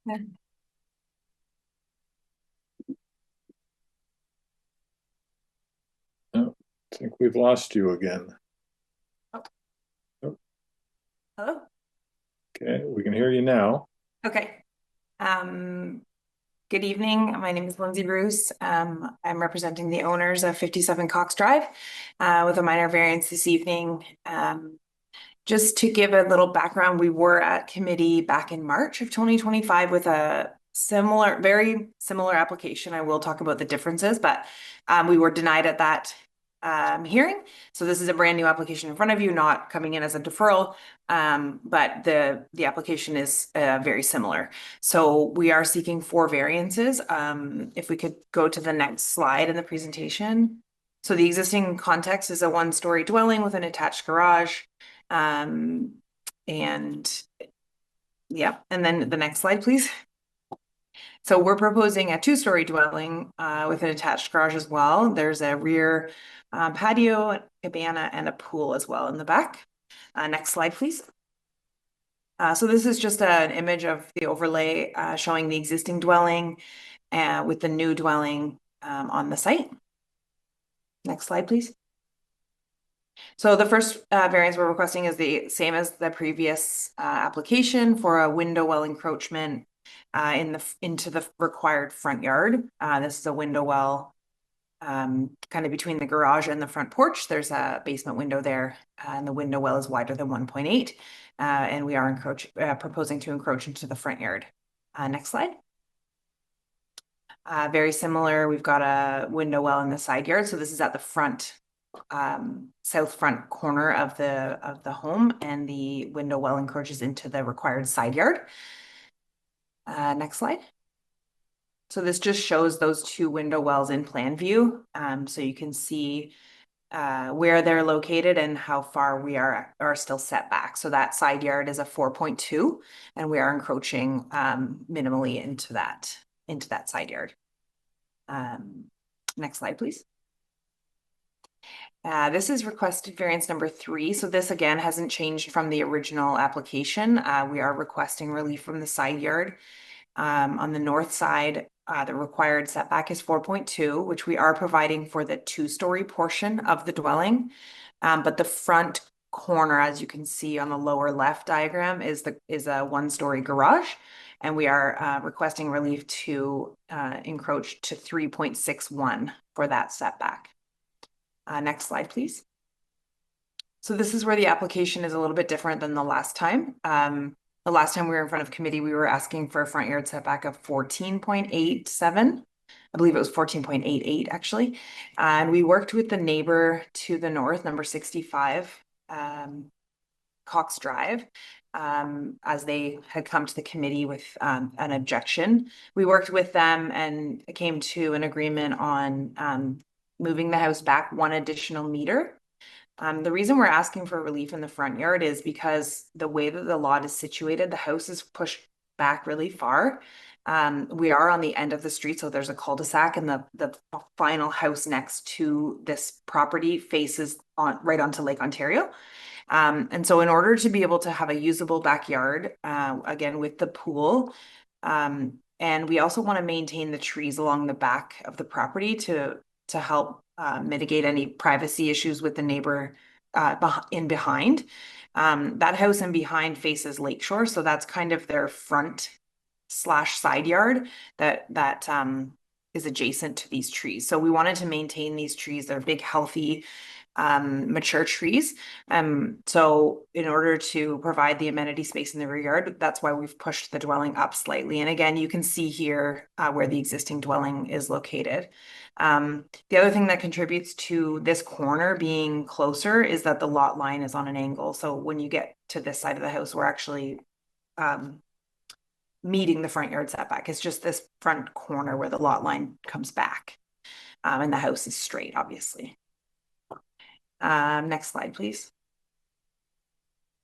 So again, there was neighborhood consultation done back in February before the first hearing. The only objection we had was again from the neighbor right to the north. We have subsequently come to an agreement with that neighbor, and they're no longer in opposition of the application. And there were no other opposition received from the canvassed neighbors. Next slide. The town staff planning report does support the application. And we will also note that we are currently in review with the grading plan and arborist report to make sure all of those items. We have initial feedback from them and everything's looking positive. Yeah, so I'm available for any questions if anyone has any questions for me. Thank you, Ms. Bruce. Mr. Dickey. Thank you, Mr. Chair. I'm always concerned about setback. Here you have a 100-foot wide property. Why can't you comply with the side yard setback? Because we're under the, sorry, can I answer right away or do I have to wait? No, please go ahead. Sorry, through you, Mr. Chair, the dwelling depth, we've maintained the allowable dwelling depth while also maintaining the lot coverage and GFA allowable. We're under all of those, all of those items, and that has, in order to, obviously they want to maximize. We're in a really affluent neighborhood. We have resale value to think about. The owner is moving into this home, but it's always something that is considered when doing a new build. And then in order to work with the architecture, that 1-story garage is kind of projecting out the side just to add some character and some changing of the massing on the front so that it's not one big 2-story box. And so that slight projection on the side of the garage is what's leading to that encroachment into the side yard. And again, the neighbor has no issues with that side yard, and it's adequate for providing great drainage, swales, and anything else that we need up on that side yard. Well, why couldn't you do the same thing but have the house front elevation of the house narrower, still comply with the side yard setback on the north side? You just make your garage narrow. You make another part of the house narrower, then comply. Yes, I suppose we could, but we have, committee of adjustment for these minor requests over the zoning bylaw. And the internal dimensions of the garage are fitting two zoning parking spaces. So that width of the garage is required to fit those 2 parking spaces. Okay, thank you. Ms. Price, any questions? No. Madam Secretary Treasurer, has anyone called in to speak to this application? We haven't had any calls, and there's no hands showing. Okay, thank you. I'll just say, Ms. Bruce, it's always appreciative when the applicant takes the time to work things out with the neighborhood before coming. As you stated, there was significant objection from the neighbor to the north last time, and obviously you've worked out their concerns. So I'm going to close discussion on this matter, and I'll be looking for a motion. I'll put forward the motion. Thank you, Ms. Price. Okay. Just like you said, I also appreciate the fact that you worked with the neighbors next door to settle the issues they had. It makes it a lot easier at the end of the day. With respect to this, I think that the agent's presentation, my site visit, and the staff's report, I believe that the 4 tests have been met, and therefore the variance can be considered minor in nature. I recommend the owner's application be approved subject to the following conditions. The dwelling be constructed in general accordance with the submitted site plan dated 2025-03-25, and elevation drawings dated 2025-01-23, and that the approval expires 2 years from the date of the decision if a building permit has not been issued for the proposed construction. Thank you, Ms. Price. Mr. Dickey, any discussion on that motion? No, thank you. Okay, so the motion on the floor is to approve subject to the 2 conditions. All those in favor? I'm in favor. Okay, that is unanimous. Your application has been approved. Thank you for your time, committee. Thank you.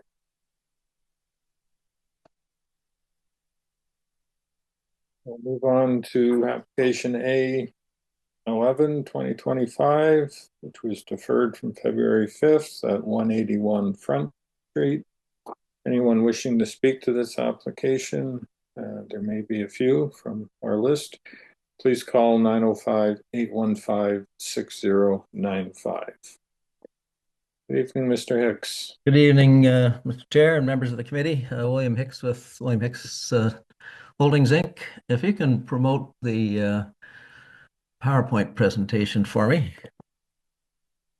And I will try and go through this within my allotted time. I know there's certainly lots of public position to be presented here. So this meeting was deferred in our past meeting as I wasn't comfortable in being able to answer some of the questions that the residents had with respect to grading. And I knew that committee may have some questions with respect to that. And I think some of the residents said that perhaps the drawings weren't accurate. So I took the time to make sure that we did do that. And we had met with, in the first application, we had circulated some information as we typically do to ask them if there was any concerns. And we did hear from Mr. Perot, who will speak tonight.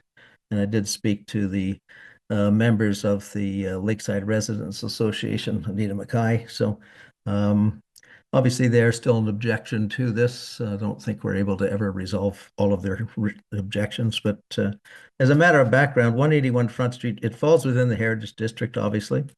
The house itself is not deemed to be a contributing element in the district, so it can be removed and replaced. The site requires a full heritage permit and is noted as a condition of approval for this application, and we have no objection to that. In going through this process, we met with Heritage on a number of occasions, on 2 specific occasions, and had a number of discussions with the staff as we presented our initial thoughts. And we made 2 or 3 revisions in the plan. We did present to a smaller group of committee members at one point in time from the Heritage Committee, who made some suggestions which we tried to implement within our thing. And we also were aware that there was some new heritage guidelines that were being developed, and we tried to work with Carolyn in the Heritage Department to make sure that we are going to comply with those. So we did go through a pre-consultation process. No real concerns were raised. We retained a landscape architect to detail some of the designed and how we are going to deal with retaining walls and grade changes on the property since that seemed to be of concern. Those packages or those drawings did form part of our submission. So if I can go to the third slide. So tonight we're here to seek two variances. The first one is for coverage. We're seeking coverage of 29.72, whereas the bylaw permits 25%. The existing house is in fact 26.52%. Perhaps a question that may come from one of the committee members is that the two porches at the front and the back, which we've added, amount to 3.95 or 4% of the 4 point slightly more than that percentage that we're over. So the house, in fact, essentially meets the coverage requirement. So when we add these porches, it's something that we do because we feel they're desirable and they're useful to help reduce scale and mass, and they certainly are compatible with the character of the heritage neighborhood. So, and as I've said to this committee before, coverage is not something that is really easily perceived by someone on the street or someone in the backyard or someone in the side yard, because you can't see the whole house. You can perceive it when you fly over it, but we feel this is a very minor variance with respect to it because it does not exceed the existing house. And just for reference, the green is, or the yellow, sorry, is the existing house that's in here. The green is the proposed new house, sorry, the blue and green, and there's a small covered porch right where that car is shown sitting there because there was an existing garage in the back. So the second variance we're asking for is maximum floor area, and we're seeking approval of 42%, whereas the bylaw permits 30%. The existing house is at 37%. The clients approached me because they want to stay in that house. They've moved to another house in the interim so that they can proceed with the construction of this house. But it's their plan to move back here. They have a growing family, and in our application, we're suggesting that the increased floor area of about 300 square feet is minimal. We're not seeking to build a monster house here. It's a house of 237 square meters, so 2,500 square feet. We think that's certainly compatible with the neighborhood. In our efforts to deal with the increased coverage and the increased floor area, we've done a number of things. We have pushed the house further back on the property so that it's more in alignment with the property to the side of it, which was a new house that was built a couple of years ago. We have removed the garage, which had a 0-yard setback at the back, which is a freestanding garage. The garage now forms part of the house in this area. It's a single-car garage still. We exceed the required side yards by about 2 extra feet because in our efforts to work with planning and with the Heritage Committee, we reduced the square footage as much as we possibly could while still meeting the requirements of the residents. Our house is more than 1.5 meters below the allowable height. The second floor actually ends much less than it ends at about this location. So we're cognizant of the fact where the second floor sits on the house adjacent to it.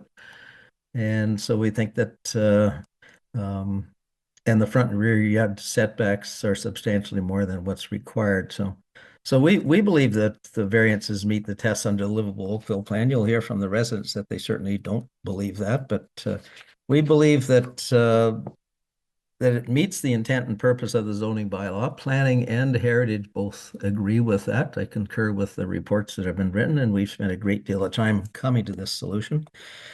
Does the House represent it as a solution that is desirable and appropriate? I believe so. Planning believes it does, and heritage staff believe it does. They're prepared to suggest that it is appropriate, knowing that we still have to go to heritage for their approval, and some of the concerns that are being raised perhaps by some of the residents are something that is dealt with in the heritage application, which is a separate application, but we moved it forward enough that we felt and heritage felt that we should go and seek the variances first, and then it'll come back before the heritage staff. So I think it's a good example. If I just flip to the next couple of pages, I'm not going to spend any time because I know that's the landscape plan. Some of the residents had raised concerns about the grading. I know there's been a reference to this being a gully in the new district plan. it's not something that the heritage staff have mentioned as not complying to that. I don't really understand how it's considered a gully. There is a slope at the front of the property that's shown on the front rendering, but we've tried, if you go to the next slide, or the one after that, we've done some renderings of what the house will look like from the back. We think it's quite sympathetic to the character of the neighborhood. It doesn't try to mimic or copy a heritage piece, but it uses elements that are certainly consistent with it. One of the heritage guidelines that we weren't aware of that apparently was fairly new is you're not allowed any metal roofs. So that's a simple change we'll make with heritage. And they had a couple of other minor questions, all of which I think are easy to resolve with heritage. But I won't speak to all the neighbors' concerns. I have gone through in detail all of theirs. I'll let them speak. I mean, I think their concerns will come down to views. They don't feel it meets the requirements of the district plan, which certainly planning does feel that. I think the grading is misleading. We've dealt with these for hundreds of applications. The grading is designed properly. But I will let the residents, and certainly open myself to questions from the committee first before the residents, or after the residents speak. I'll leave that up to you. Thank you for the time to make the presentation. Thank you, Mr. Hicks. Committee members, any questions for Mr. Hicks? Yes, I have a question. Go ahead, Ms. Price. Okay. In terms of height, where are you measuring from? Are you measuring from the top or the bottom to get the height of the house? We measure the height from the bylaw requirement, which is taken at the center point of the front lot line. So it's in the slope. It's not at the bottom part of the slope, but we've changed the grades there. But that is measured based upon the bylaw requirement. So okay, thank you. Thank you, Ms. Price. Mr. Dickey. Thank you. I just want to understand maybe the status of the approval process from the heritage point of view. The heritage committee has approved this, or it's still pending? No, I can explain that. So there's a process in working through heritage where when an application's before them, if it requires any variances, they provide us some comments. We work with the heritage staff, and then they say, please go get your variances, and then we'll process your formal application after that. They do not want to process a heritage application without knowing that the variance is going to be approved first. So Kate may be able to comment on that if you have a further question, but that's the process that's been recommended on most of our applications. So it has not gone through a formal approval at the Heritage Committee. That would happen after this, and that's why the conditions are written such that this approval would be based upon what Heritage approves ultimately. So they may make some final tweaks like the roof line and some of the other things, but we would only obtain approval for these variances as long as we meet the heritage requirements of the approval process. Okay. Another question. Yes. I'm taking the residential floor area, 237.6 square meters, dividing by the residential square area of 30%, according to the zoning bylaw, which is 170.59 square meters. I'm doing the math, and I'm coming up with your house is 39.3% larger than what the zoning bylaw would allow. 39%, pretty big number. How many? Well, the permitted size is 142 square meters.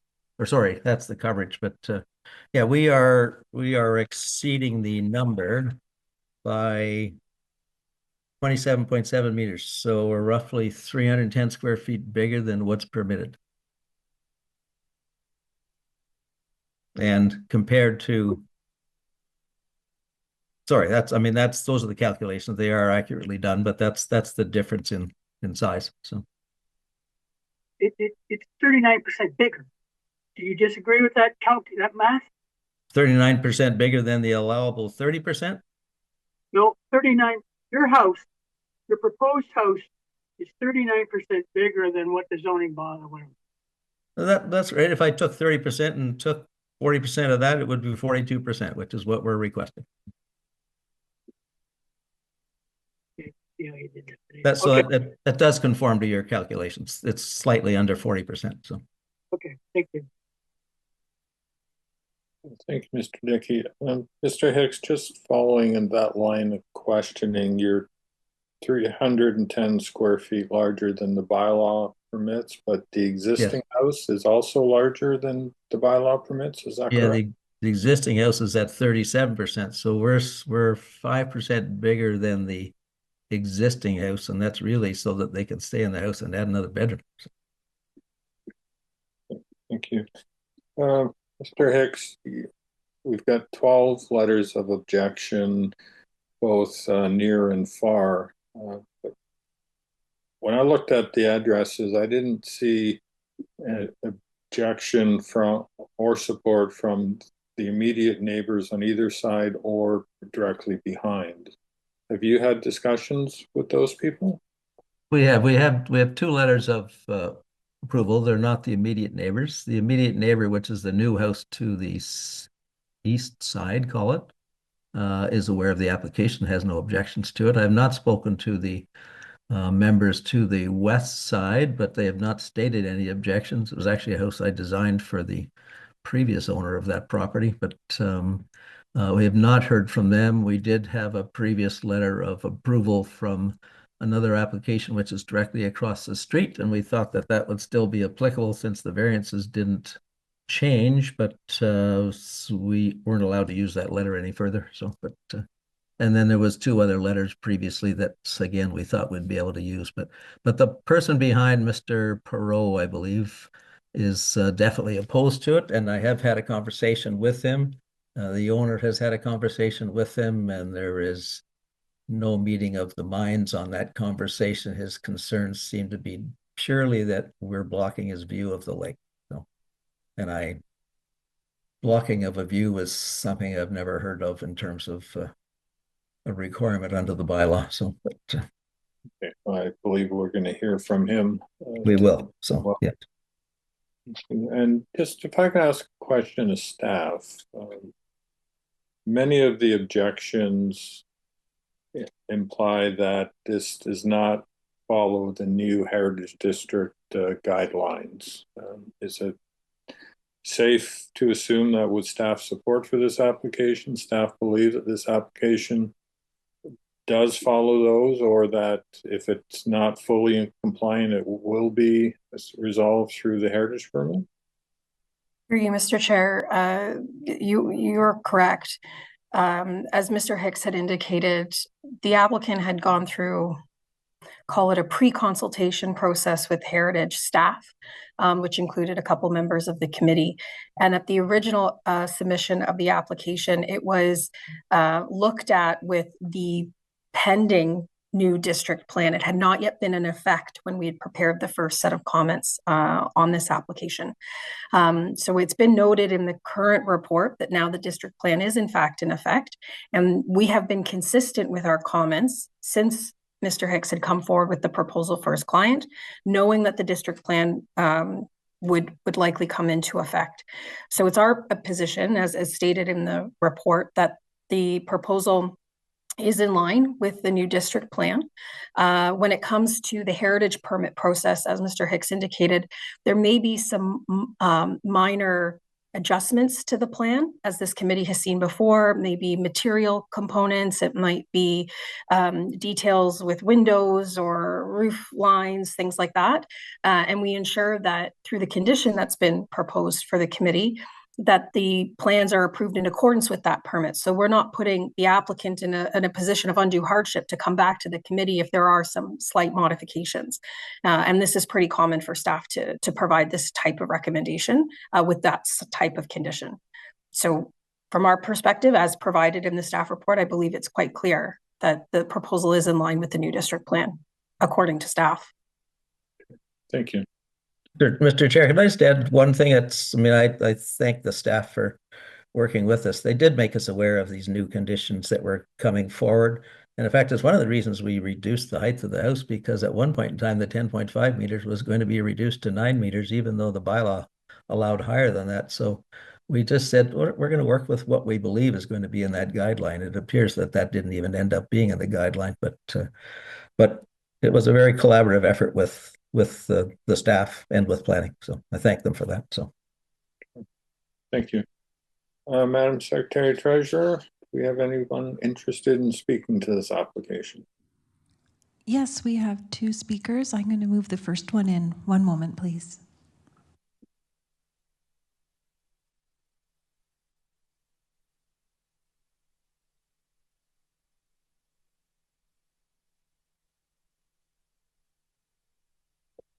Good evening, Mr. Perot. You could unmute yourself.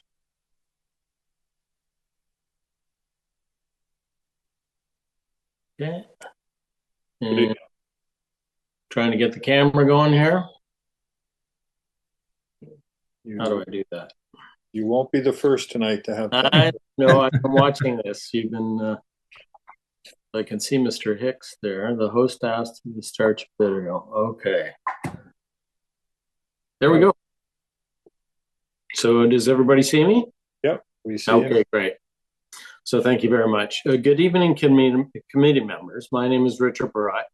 And as Mr. Hicks stated, I wanted to put my face to the letter of opposition.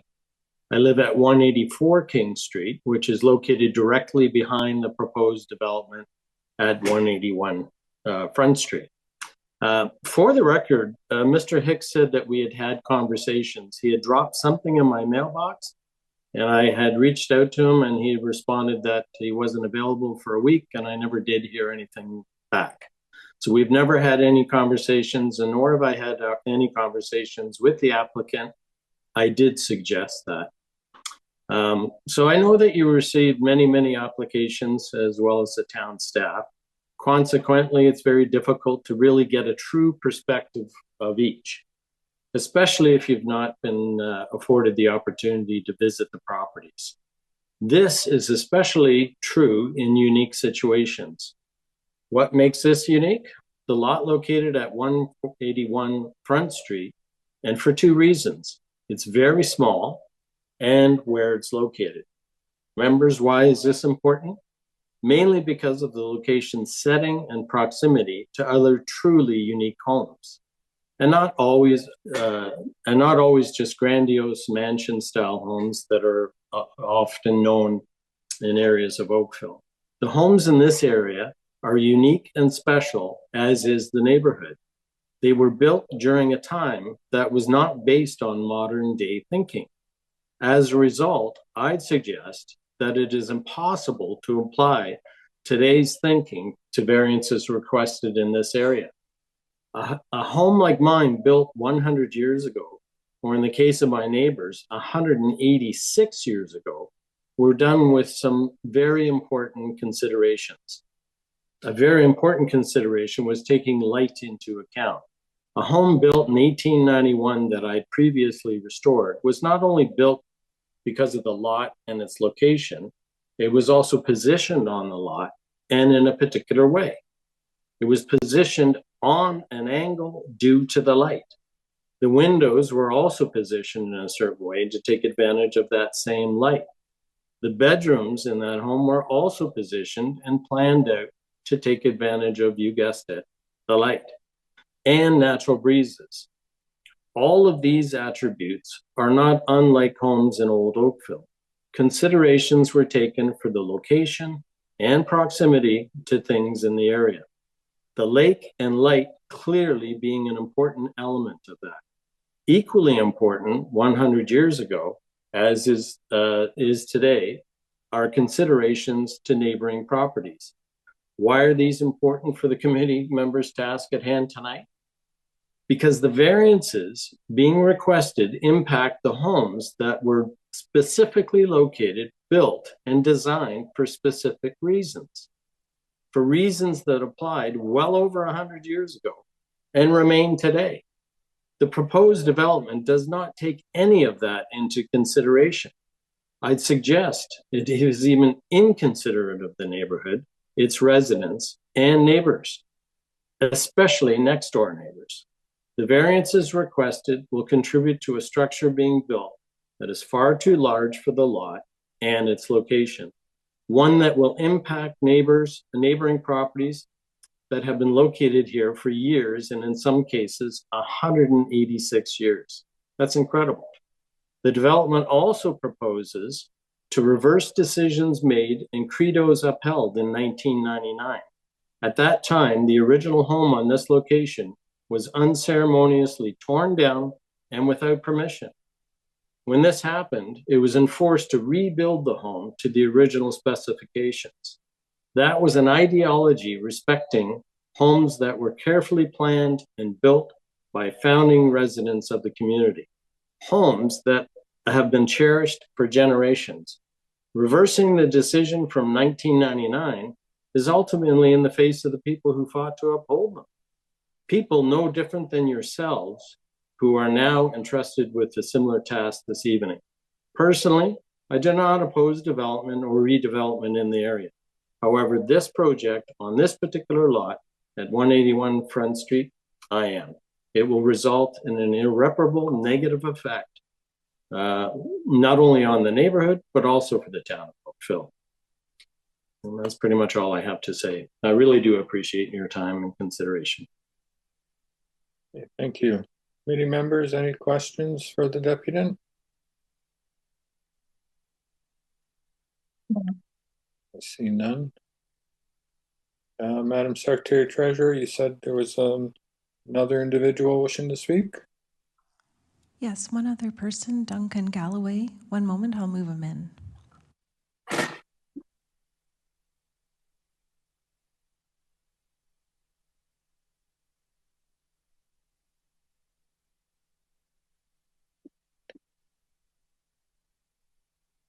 Good evening, Mr. Galloway. Yeah, good evening. Just waiting to see if I can see myself. Here we go.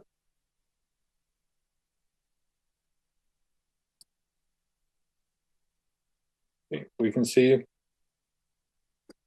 We can get your address, please. Yeah, yeah. I'm a resident in Old Oakville. I personally live on 275 King Street. But I'm speaking on behalf of the Oakville Lakeside Residents Association regarding the application of 181 Front. Our position is that this application should not proceed in its present form. There are three primary reasons why it should not be allowed. Reason one, we've titled Death by Creeping Adjustment. The lot already has special provision zoning in place, a maximum lot cover of 30% and residential floor area of 25%. The current property was granted variance to increase that to 37% and 25.5% respectively. Now, a further variance is requested. It'll be a massive 40% increase in lot coverage to 42% over the allowed zoning of 30%, and an 18% increase in residential floor area of 30% compared to the 25% allowed. So we suggest the committee should avoid death by creeping adjustments, ignore the incremental variance requests, but compare the variance to the zoning allowed for the property. And when you do that, it's clear these variances are not minor in nature. 40% increases are not minor, and they fail the test for a minor variance that can be considered. Reason two is titled Reshaping the Landscape. The plans for the house are based on a height of 30 feet, we understand, from the established grade of the existing property. But unlike the existing house, the plans here ignore the slope of the hill and they extend the entire building eastwards to the lot line. This results in a property with an established grade that can only be supported by a massive retaining wall at the east end. In other words, the plans ignore the contours of the landscape, and they propose a house or a tower over Front Street by a lot more than 30 feet. The plans don't show the height from actual street level, so we have to estimate it. We think it's up to 50 or 60 feet from the Front Street at certain points. So the variance request fails the test of minor in regard to its impact on surrounding land, in this case, the gully. Reason 3, we titled Destroying Oakville's Heritage. We submit the proposed plan has a negative impact on the heritage area of Old Oakville, and a negative impact on the heritage nature of Front Street in particular. I'll quote from the bylaw approved March 2025, the Heritage Conservation District Plan. 181 Front Street is in the Character Area 3, Gully Landscape. Section 523 contains guidance for this area, and I quote, protect and conserve both vertical north to south slopes and horizontal east to west slopes, gully plains within the landscape through the adjustment of height and massing of new built form that responds appropriately to the grading. We submit the proposal does not respond appropriately to the grading by adjusting height or the massing of the new built form. Section 5.5 of the new build guidance then states, I quote again, the scale and massing of new primary structures shall be physically and visually compatible with the impacted character area and district. We submit proposed plans show a large modern house, a pretty great visual mass and excessive height viewed from Front Street. It's out of scale with surrounding heritage properties. I quote again, design new primary structures so that any significant landscape features of the existing property are maintained, including mature trees and site topography. Use creative design solutions to seamlessly integrate new development into the existing setting. And we submit. This structure ignores the topography of the landscape, has made no attempt to find a creative solution to integrate it into the setting on Front Street. I quote again, protect and maintain the historic low-rise scale of the district, and we submit. The plans do not support the historic low-rise scale of the district. In fact, they're significantly out of scale. And final quotes, new primary structures will be compatible, complementary to surrounding property. And Front Street has a higher public profile in the heritage area, as is an integral part of the pedestrian walkway. The built form along Front Street has a significant relationship with the adjacent public open space and parks. It continues, Front Street is an important streetscape that has relations with the historic European settlement of Oakville and their evolving use as public open space and parks. Key heritage properties include 143, 212, 176, and 235 Front Street. We submit. The proposed plans are not in keeping in terms of size, height, elevation, and massing with these heritage properties and do not conform to the heritage bylaw. And another quote, it says, new detached garages are strongly preferred in the district. The existing property has a detached coach house garage, which enables the property to align with the gully topography. It's an example of sensitive design planning that we believe should be followed here. In conclusion, variance requests for 40% increase in lot coverage and 18% increase in residential floor area are not minor in nature, should not be allowed. The plan ignores the gully landscape contours, proposes a house that will tower over Front Street by a lot more than 30 feet, as a major, not minor impact on the streetscape. The requested variance and plans have a major, not minor impact on the critical heritage area of Old Oakville, as I have detailed above. I would also add that approval of variances like this is actually feels like a slap in the face to the many residents of Old Oakville who have renovated and built properties while respecting the existing zoning and heritage guidelines. And it tends to bring into question whether they should bother complying in future. Thank you for your attention. Thank you. Committee members, any questions? Yeah, Mr. Galloway, if I could ask one, in the staff report, they've included a streetscape plan.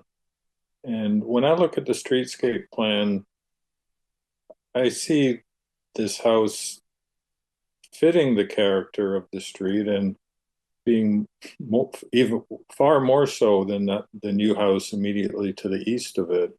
And your submissions indicate that it's out of character and will tower over the street. And I'm struggling a little with that conclusion based on the drawing that I'm looking at. Maybe you can help with that. Yes. First of all, we believe the drawing is a little misleading. I would encourage anybody who is concerned about this to actually go walk on Front Street and look at the topography. Actually, some photographs are better than drawings because we don't recognize how that drawing actually compares to the reality on Front Street. The second point I would add is the house to the east we regard as a really regretful mistake, which is completely out of character with any other property, and in fact, any other property in the whole Old Oakville area. And unfortunately, that design got through and it got allowed. I do not think that should be a precedent in any way for other developments in the area. Okay, thank you. And all the committee members have visited this location before this meeting, so you're aware. Good, thank you. Thank you. Madam Secretary, is anyone else wishing to speak to this application? No, Mr. Chair, we haven't had any more calls or hands. I would make one request, if you could, before finishing up, to read off the names on our information for tonight for the people who have written in.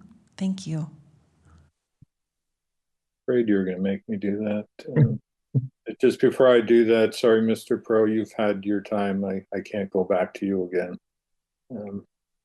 So we have 12 letters of objection: Jane Hockred, Anita McKay, Henry and Kathy Jelinek, Julie Thompson, Nancy McGuinn, Richard Perrott, Larry and Caroline Switzer, Lita Lindsay, Patricia McTavish, Hazel Cole, Joyny and Kopanen, and Pat Geary. 2 letters of support from Katie and Dustin Brown and Katie Gilgan. Okay, Mr. Hicks, we'll give you an opportunity to respond. Thank you, Mr. Chairman. I'll be very short. I don't know if it's possible to put up even just that front rendering or whether you don't want to see any other of that, but I'll respond to Mr. Galloway's comments first. If we can go to the first page, which was the front rendering, which most of the comments are being made about.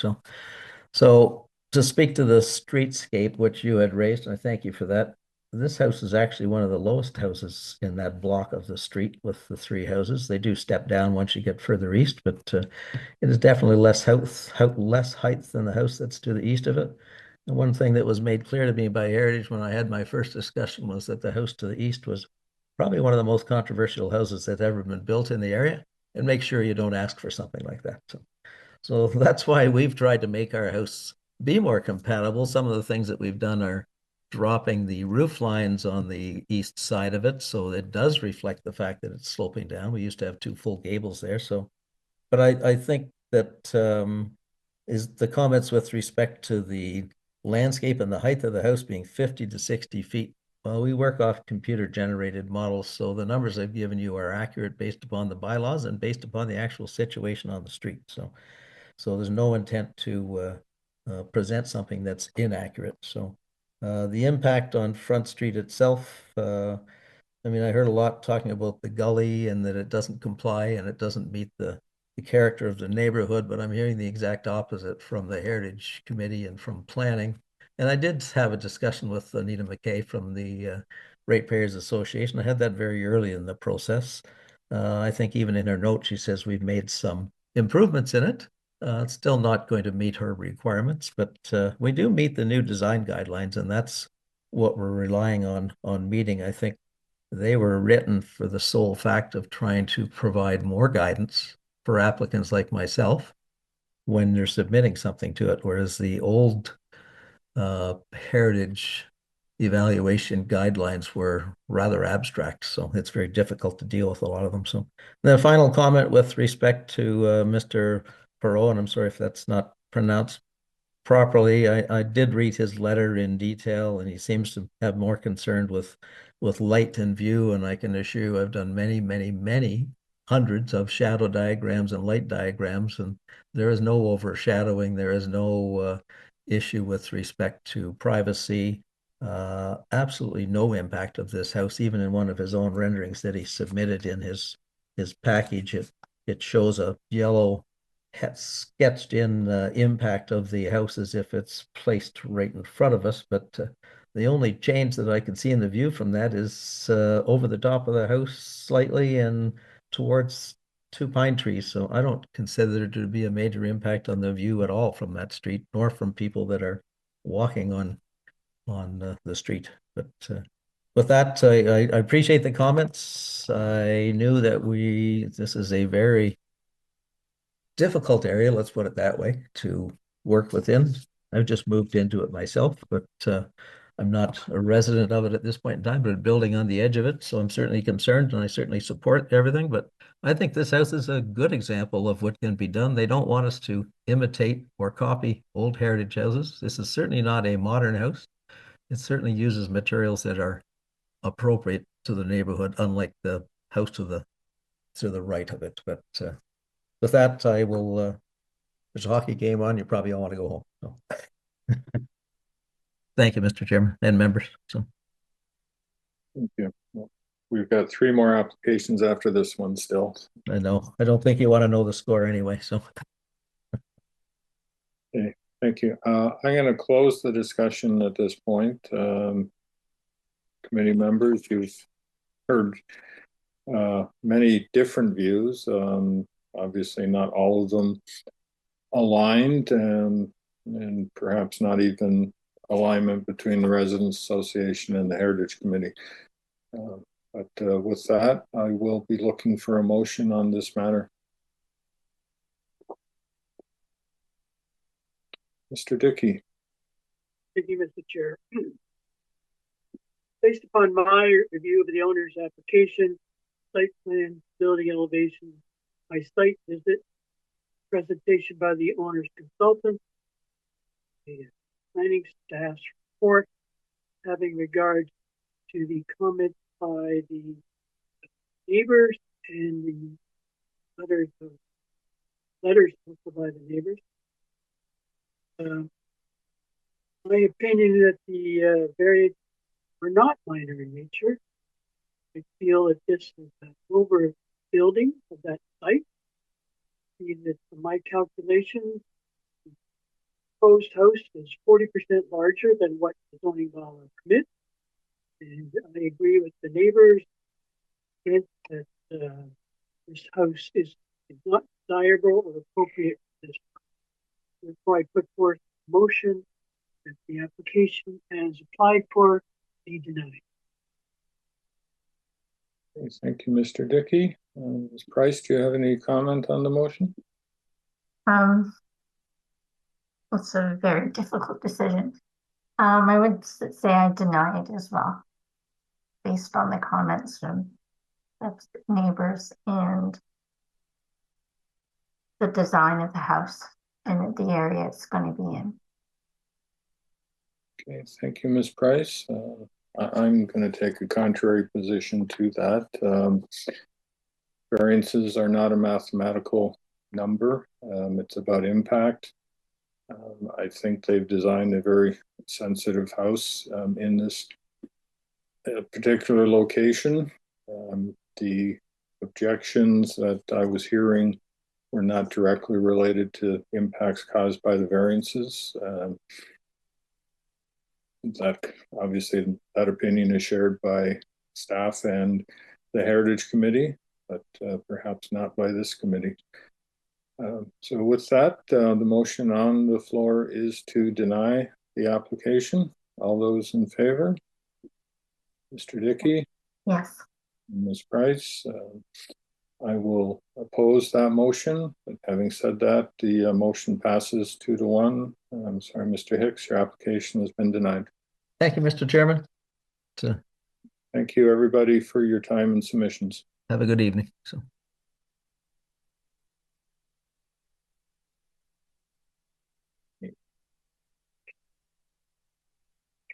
We have 38 minutes to get through the next 3 applications. Moving now to A018-2025 at 190 Don Essel Drive. This was deferred from February. If anyone wishes to speak to this application, please call in at 905-815-6095. Good evening, Ms. Gava. Good evening, Mr. Chair and committee members. My name is Sandra Gava. I'm the architect and agent on the file. Thank you for pulling up the presentation. If we could go to the next slide, please, to start. Just a quick overview. We've come a long way from our initial pre-consultation. Firstly, addressing the concerns relating to reducing the building features that didn't align with urban design guidelines and issues related to orientation and drainage. After our first deferral, we made reductions to the building depth and FSI to alleviate concerns about the overall scale of the building. And then lastly, after our second deferral, we made the decision to eliminate the height variance that alleviated the outstanding concerns from planning staff about the overall scale of the proposal. If we could please go to the next slide. So I'll speak now to the 2 variances that we are asking for. The first variance being the building depth. So our building depth variances relation to a 1-story covered outdoor room. The majority of the mass of the home is at 16.68 meters. And if you take a look at that red outline, given that we're allowed a 1-story extension, the variance that we're asking for is in that red hatched area, and that represents 10 square meters of floor space that we're not allowed to have. Can we please go to the next slide? So this is just to illustrate the existing screening that's on the property on the west side, which is a very dense hedge, and that's about 10 feet high, and it goes, from the existing garage all the way to the very back of the property. Next slide, please. So in context, our covered outdoor room is just over 10 feet. We believe it would be fully screened by this hedge, and it wouldn't have any meaningful impact to the neighbor to the west. And can we please go to the next slide? So in terms of FSI, we're asking for a 1.58% increase. At a macro level, we're in line, if not lower, than many of the recent approvals in the neighborhood. Next slide, please.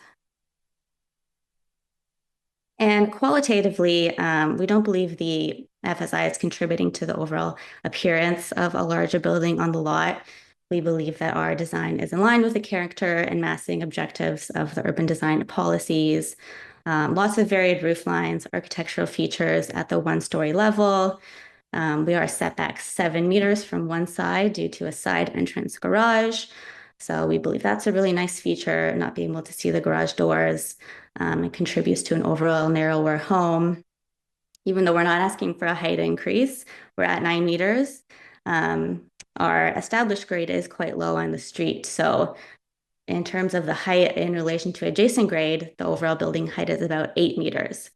So overall, setbacks, height, depth, we don't think any of those perceivable, tangible things are contributing to an increase in perceivable FSI. And we believe that the project meets the 4 tests of the bylaw. Thank you, and I'm here if you have any questions. Thank you. Any questions for the applicant? No. Okay, I see none. Madam Secretary Treasurer, has anyone called in on this matter? We've had no calls. All right, then I will close the discussion and volunteer Ms. Price to make a motion. Taking into consideration my site visit, the owner's report, the agent's presentation, and the staff report, I think, and the fact that there were no objections, I believe that the 4 tests have been met and therefore the variance can be considered minor in nature. I recommend the owner's application be approved subject to the following conditions. That the dwelling be constructed in general accordance with the submitted site plan drawing dated February 18th, 2025, and the elevation drawings dated April 3rd, 2025, and that the approval expires 2 years from the date of the decision if the building permit has not been issued and for the proposed construction. Okay, thank you. Any discussion on that motion to approve? Seeing none, all those in favor? I approve. That is unanimous. Your application has been approved. Thank you. Have a good evening.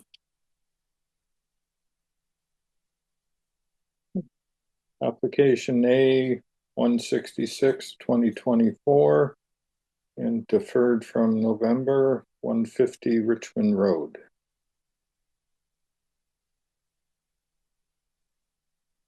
Anyone wishes to speak to this application, please call in 905-815-6095.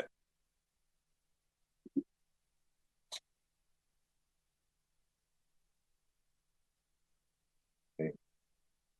And the applicants entered. Unmute yourself. Good evening. Good evening, Mr. Chair. Good evening, committee members. It's getting late, so I'm going to be short, so you can everybody can go home. My name is Eduard Begay, and I'm the applicant for representing the owners of 150 Richmond Road. We're requesting a minor variance for the interior side yard for the garage for an existing carport. And instead of the carport, we want to build the owners want to build the garage. Now, to get with the zoning for the garage, to be able to fit the car, we have to go 0.6 from the side and keeping everything as it is on the level of the grading. Last time that we applied for committee of adjustment, even though we sent the grading to the staff, they were not able to provide it. So we were brought to this meeting, and I can see that they have still concerns about the site grading. I did submit the site grading 2 days ago or a day ago. I don't remember exactly. And I would like if the staff can provide the revised site grading.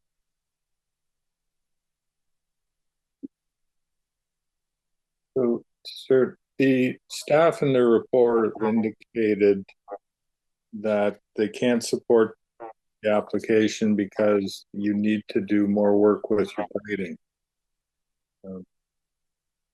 So I did, Your Honor, I did revise the site plan and the section cut.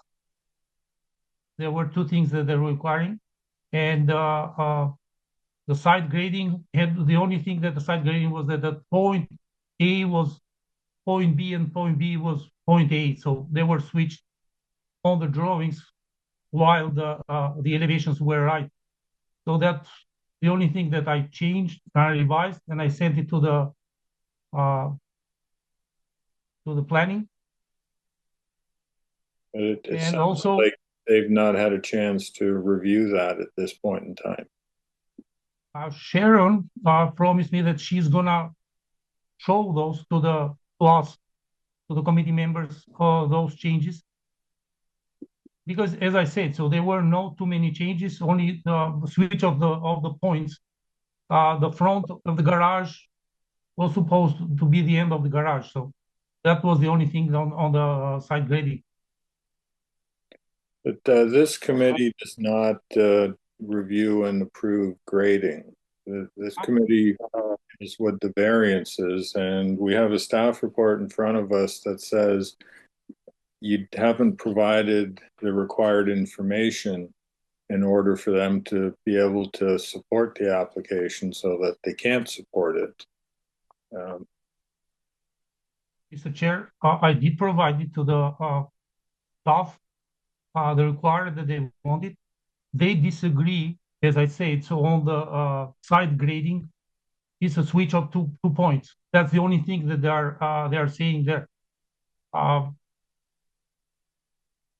Everything it's in the side grading. First of all, I don't know why they asked, but because everything is going to remain as it is right now, so we're not going to change anything. And if you can see the house, it's already both the houses are they are separating each other by the same distance. So, and there is no too much flowing of water coming of the direction, because the other owner of the other house, he also planted a lot of small trees there. So I don't think my client it's prohibiting any water coming through, and it's not coming too much. So because right now the carport is covered, so only the water of the front of the carport, it's gonna stay as it is. So we're not asking for any change on the driveway. Driveway is gonna stay the same. Just we're removing the existing carport that is covered and building a garage with a flat roof on the same position. And we're not doing anything on the rear or anything that we can change the direction or flowing of the rainwater. So with all due respect, I don't understand why the staff recommended not to approve that. From the report that we have, staff have indicated that your grading drawings are incorrect, and that some of your drawings are showing an encroachment on adjacent property, which isn't allowed. And that's why, sorry, I know it's late. That's why I revised those two drawings and I sent to Sharon, so she can share today. Then I can ask if she is present, if she can share those two drawings that I sent after I read the report. And those. Yeah, I understand you sent them in, but as I said, this committee does not review those drawings. Those have to go back to town staff to review and be satisfied. It can't be dealt with during the meeting itself. So we don't have information today that would allow us to approve this application. I'm going to give you the opportunity to seek another deferral, or you can proceed, but in likelihood, you could be looking at an outright denial. But that is your choice.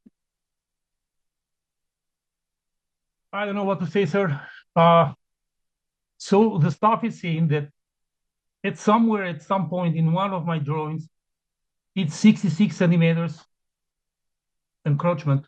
So it's 6 centimeters encroachment. So we're asking for 60 centimeters side yard variance, and it seems that it's 66. I didn't find that, but I went and I changed the drawings. I sent to Sharon, as that's the only communication part that they have, and I made that 50 centimeters. So it's gonna be 10 centimeters less than what they are requiring. And also, as I said, so on the side grading, only the 2 points that were, I exchanged only 2 points, A and B. So when they were on the drawings, they were exact. But when the points were pointed, the A was on the front and the B was on the rear. So I just changed those. It was like a mistake. And I don't understand how those mistakes, they can make a decision that not to do it, not to approve it. It's my point. As I'm saying, so it's an existing carport. We're just building on the top of that. So we're not doing anything else. we're just building a wall, let's say, because the roof is there, everything is there. We're just gonna build a wall instead of the 3 columns. Okay, thank you. I'm going to ask staff if you can provide comment here. We have the staff report as I read it. You've indicated the grading needs to be revised and the drawings submitted are showing encroachments. The applicants indicated that they've submitted revised drawings. Have those been received and have they been reviewed by staff? Through you, Mr. Chair, we have not received any of the revised drawings. The only drawings that we've received is the drawings that were submitted with these new application. So after, sorry, just to clarify, after providing the report that did address our concerns, we haven't received the revised drawings. Okay, thank you. May I speak? Sure. No, because as I said, so the only communication that I have is Sharon, and I send it. I can give you the emails. That was the same last time.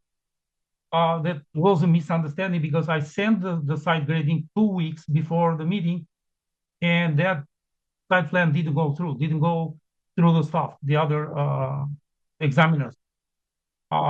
Once I read for those very small things that they're requiring, for, as I'm saying, so the switch of the 2 points and the 6 centimeters that I went 50 instead of 66, I did the changes. I sent it to Sharon, and she promised me on the email, I can share with you the email that she's going to share with the committee members. So you can see that I did the changes, and it doesn't make any sense that we have to go back for all those small things. So I don't know what to say. It's something that I did change, and thank you. Let me. I can obey on those changes. I can, if the staff is going to say that they agree with that, I can. But at least we approve it. Yeah, no, that's the previous one. That's not the. Okay, yeah, that's the change one. Yeah, that I can see. That's let me ask. No. Sorry, sir. Can we just stop? Madam Secretary Treasurer, you were going to add some comments? Oh, thank you. Yes, I did receive 2 new drawings from Edward like yesterday or the day before, and I said that we would share them during his presentation, but it was too late to add them for the circulation. So we've put them up on the screen now, the 2 new drawings. Can I comment on those? That are part of his presentation.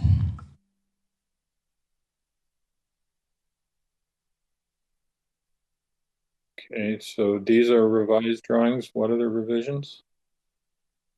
So the revisions are point A was point B, and now point B is point A.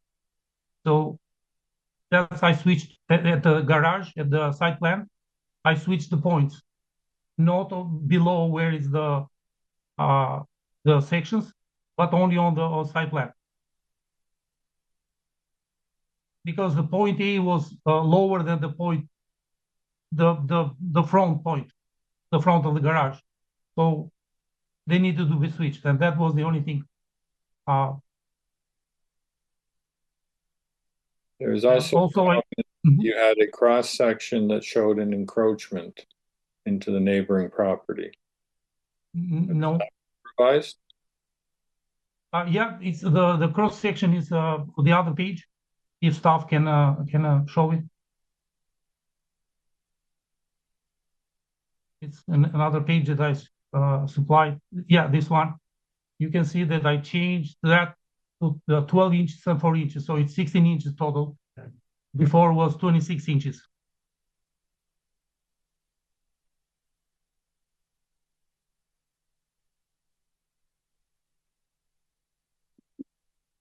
And you can see that the foundations are inside, they're not outside. So we did a lot of things, so not to, and they're shallow foundations, not to interfere with a neighbor as much as we could. Right now, the existing carport, it's like 20 inches coming out of the post. But as I said, so we're going only 16 inches instead of 24 that was before. And again, to planning staff, you have not seen or reviewed these drawings. Through you, Mr. Chair, that is correct. We have not received the new revised drawings. Okay, and so again, sir, it's your desire to proceed with this application tonight, despite the staff comments?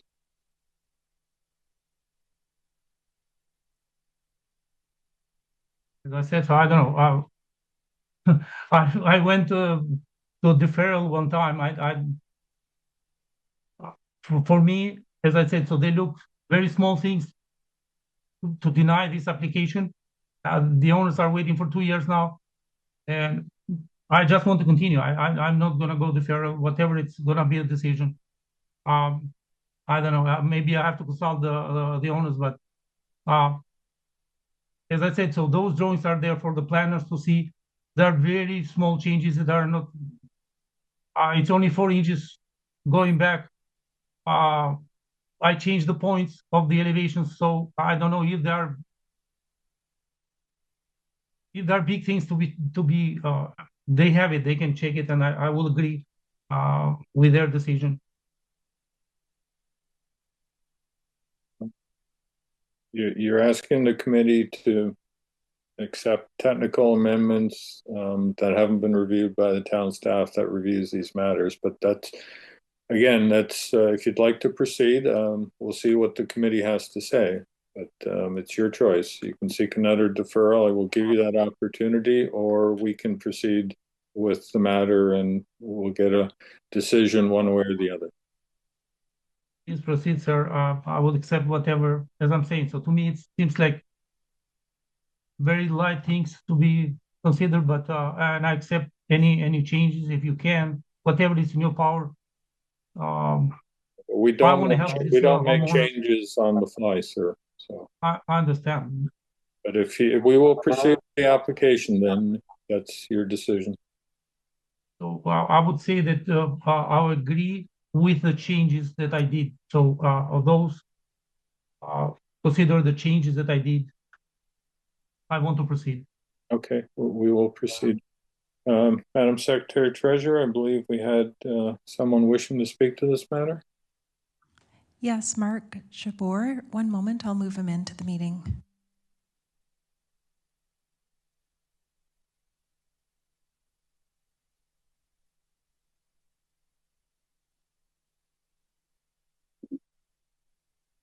Good evening, sir.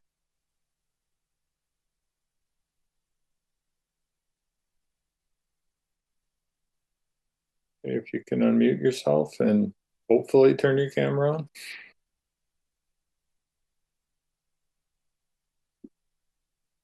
Can you hear me now? Yes. Good evening. I'm not sure. I lost the picture over here completely. That's fine.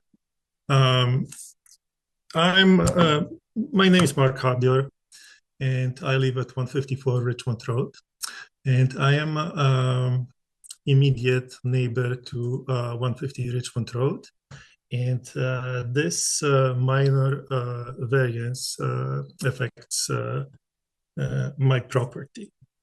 So this, just to make it clear, I'm still opposed to erecting structure that close to property, which is not by law 4 feet, let's say 4 feet. And there is many reasons, and to which I've stated previously on the meeting in November. But main thing is that 2 feet away, erected garage would affect very much the look of the properties. And also, the reason for this is most of the houses in this area, or actually, when I looked through, all of them are spaced out 4 feet at least from the property line. Doesn't matter if it's from a bungalow from 1955 or brand new built, 4,000 or 5,000 square foot home. The lots are 60 foot wide, and there is enough room to build a garage within bylaw zoning. Now, the representative of the owner, I can't see the name, but anyways, is claiming that they cannot fit the car in the carport, and they require 2 feet extra to fit the car in the garage. Now, at this point, the owners are parking a full-size van in there, or sometimes a large construction trailer. So I do not see this, how the small car not fit in a space like that, or a regular car. The door, as I believe, I don't have the plans in front of me, but I think they are calling for 12-foot garage door. This door doesn't need to be that big. It could be 10 foot or 8 foot. In 8-foot garage door, you can fit easily a car. So those are main issues. Now, I moved into this area looking at this house and neighboring homes because of the spaciousness of the architecture in our neighborhood. Building a 2-foot home right against, 2 feet away from my property garage. Anytime the rain overflows eavesdrop, they are going to end up on my property. It doesn't matter if the swell could be created or not. Personally, I've been in construction for 42 years. Personally, I don't see a way of creating a proper drainage in this area. And staff agreed with me, I think, not agreed with me, but noticed this as well. And this issue was not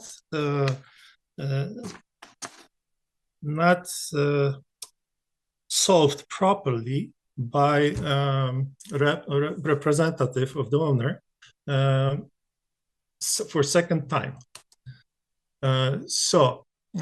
Also, the blueprints submitted blueprints are showing slopes on the backyard towards Oxford Avenue. Instead, the slopes of the backyard are towards my property. The reason for this is that the properties here are sloping towards Ontario going south, and also 16 Mile Creek. So they slope to the west and to the south. So there is no slope going away from my property. So anyways, I know it's late, and you know that I'm opposed to this. And one thing I would like to point out is the recommendations and observations of the staff of town of Oakville. And I'd like to quote this. Staff are of the opinion that the proposal is not desirable or appropriate, as it is unclear there are adverse impacts on drainage by converting the open carport into an attached garage. Now, recommendations are, given the foregoing, it is staff's opinion that the application does not maintain the general intent and purpose of the official plan. zoning bylaw is not minor in nature, which I think if it's not minor in nature, it should be treated as a major. And let's keep on going. And it's not desirable. Sorry, not desirable for the appropriate development of the subject lands. Accordingly, the application does not meet the 4 tests under the Planning Act, and staff recommends that the application be denied. So this is for second time, the observations and the recommendations are exactly the same. And that's why I feel that this application for minor variance, which is, in my opinion, not minor, should be denied. But of course, it's up to you. Thank you for listening to me. Thank you.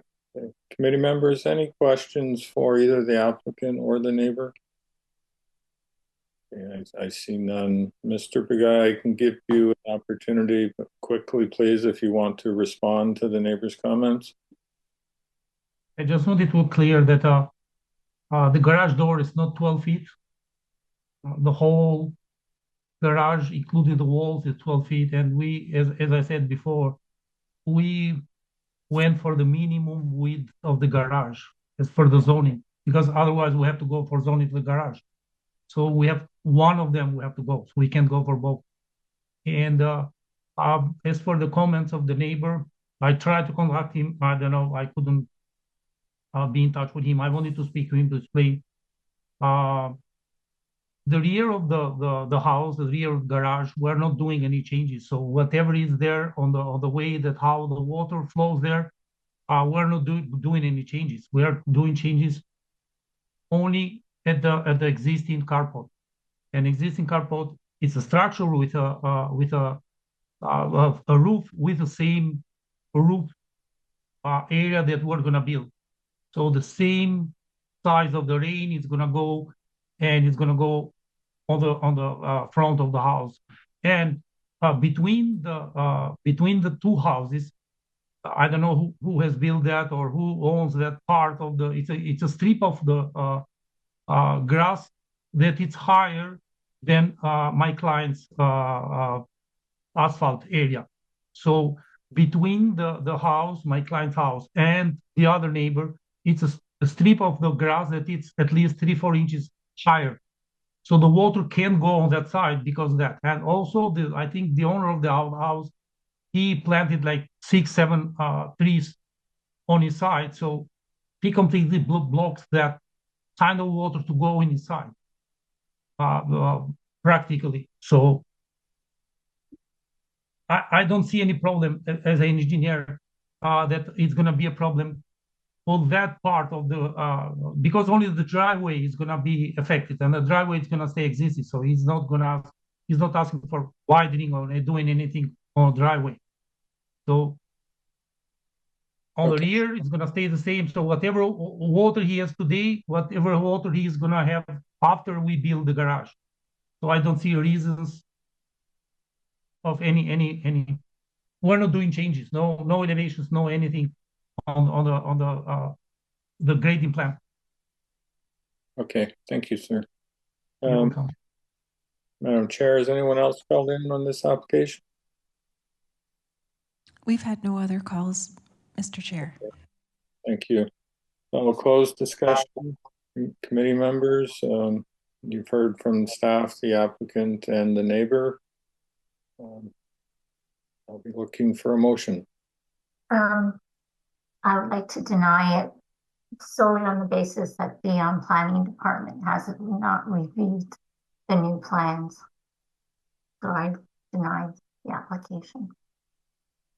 Okay, so Ms. Price, you're gonna have to give me one test that it fails in order to recommend a denial.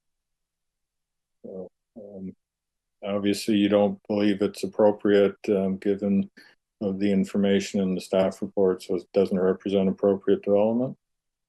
Yes. Thank you. That motion is to deny. Mr. Dickey, any discussion on the motion? No, I agree with the motion to deny. Also, from the plans we have, the These troughs encroach upon the adjacent property, so that's not desirable or appropriate. So as I say, I agree with denial. Thank you. So the motion is to deny. All those in favor? I deny. Okay, that is unanimous. I'm sorry, sir, but your application has been denied. Madam Secretary Treasurer, do we need a motion to go past 10 to get in this last application? Yes, we do, please. Mr. Dickey, would you mind moving the motion to go past 10? Thank you. Thank you.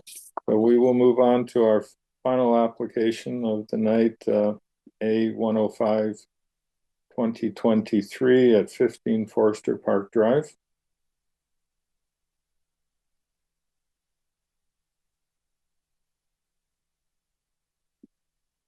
Anyone wishing to speak to this application, please call 905-815-6095.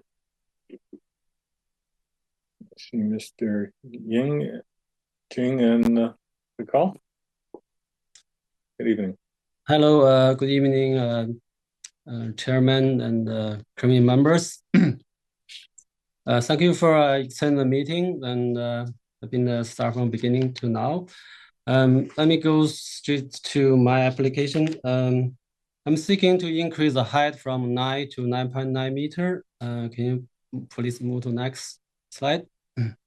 So the height portion showing what is on the rear portion of the house.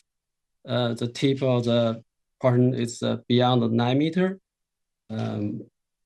Please move to next slide. This is a site plan. From my last community adjustment request, increase the area, increase the height. Then we totally redesigned the house and dropped the front portion of the house. The roof line is much lower than the ceiling on the first floor, and also increase the width between the the new house with the west neighbor. From the narrow part is the 2.4 meter, 8 feet. It's 2 feet more than the bylaw required. And also the front portion is 11 feet away from the property line of the west neighbor. Please move to next slide. We did the shadow study. This is March 21st. The top left image, you can see the shadow is beyond the direct west neighbor. Then the second west neighbor, there's 2 feet past the property line. The rest, we don't have any objection from the direct opposite side of neighbor and my east neighbor. The east neighbor, they have the support letter for me. Let's go next slide. It's on June 21st, 9 a.m. Top left corner, you can see that's the worst scenario for the shadow come to the left neighbor, but not on the direct, my west neighbor. It's for the other one come about like 8 feet beyond the lot line. The shadow will last about an hour. You can see it from June 21st, 12 p.m. Totally the shadow away from any west neighbor. So only an hour, probably an hour last shadow on the west side neighbor. I go next, I think next is our total show the no impact to the west neighbor on the September and December. Next slide, please. That's no shadow on the west neighbor. Next slide, please. See, we're seeking this 9 meter equal 9.9. There's no major impact to the west neighbor. What the majority objection related. Please move to next slide. See, I talked to majority neighborhood. I got a 7 letter support. It's not no objection, its support. Then the other two objections, my immediate left neighbor, west neighbor, he mainly, like I say, against the depth of the house. The depth of the house already reviewed by say there is nothing beyond the bylaw. Now I'm seeking for the release. It's really release for the height. Then the second objection relate to the floor area. Then we not seeking any floor increase like in my previous request. So right now only the height, then I believe the whole neighborhood want this gather release from 9 meter to 9.9. I got 7 support letter. The next slide. And also I'm not seeking for any major height increase, only seeking a normal house. It's a current customer home. The height first floor is 10 feet, second floor 9 feet, nothing beyond that. It's only the rear portion of the house beyond the bylaw requirements. Majority, the house, the volume is meet bylaw requirement. So I believe my request should be considered. That's my presentation. Thank you so much. Thank you. And yes, we acknowledge that we've got letters of objections from the Booths, Delaney's, and Cameron's, letters of support from Patrick Wilson, Rosa Pacici, Sonia McClellan, A. Giovino, Matt Wilson, Licia Monicasi, and Mark Fedorsky. Committee members, any questions for the applicant?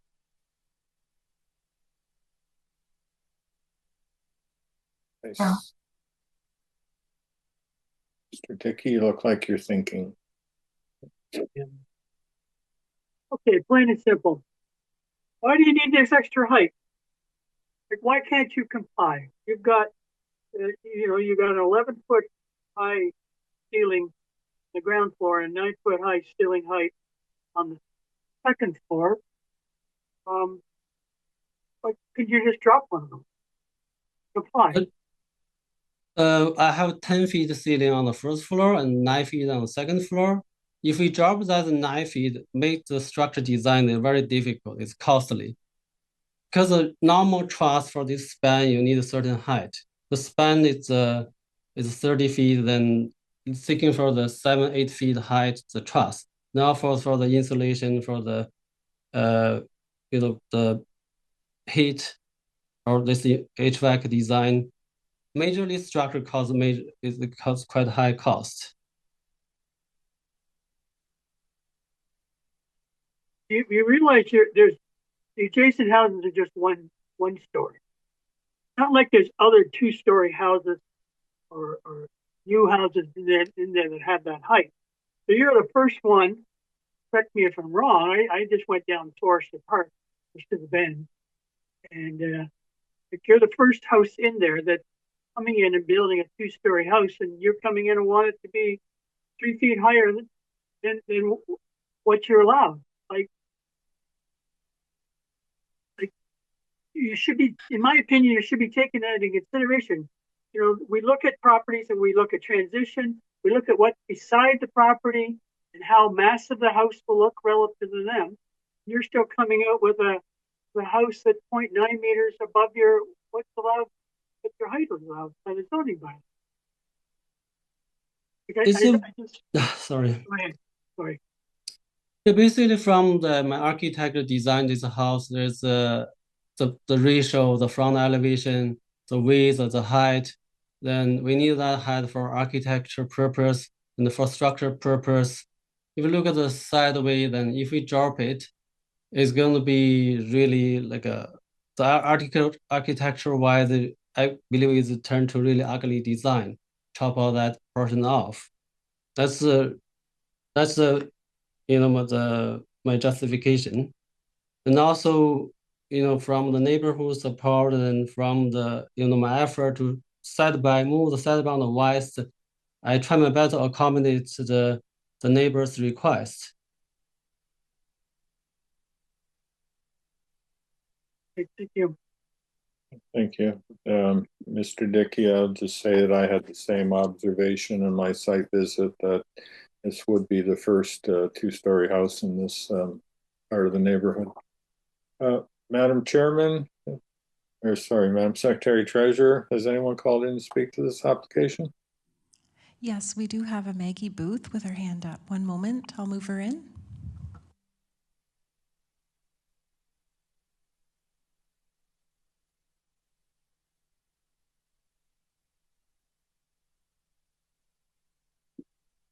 Good evening, Ms. Booth.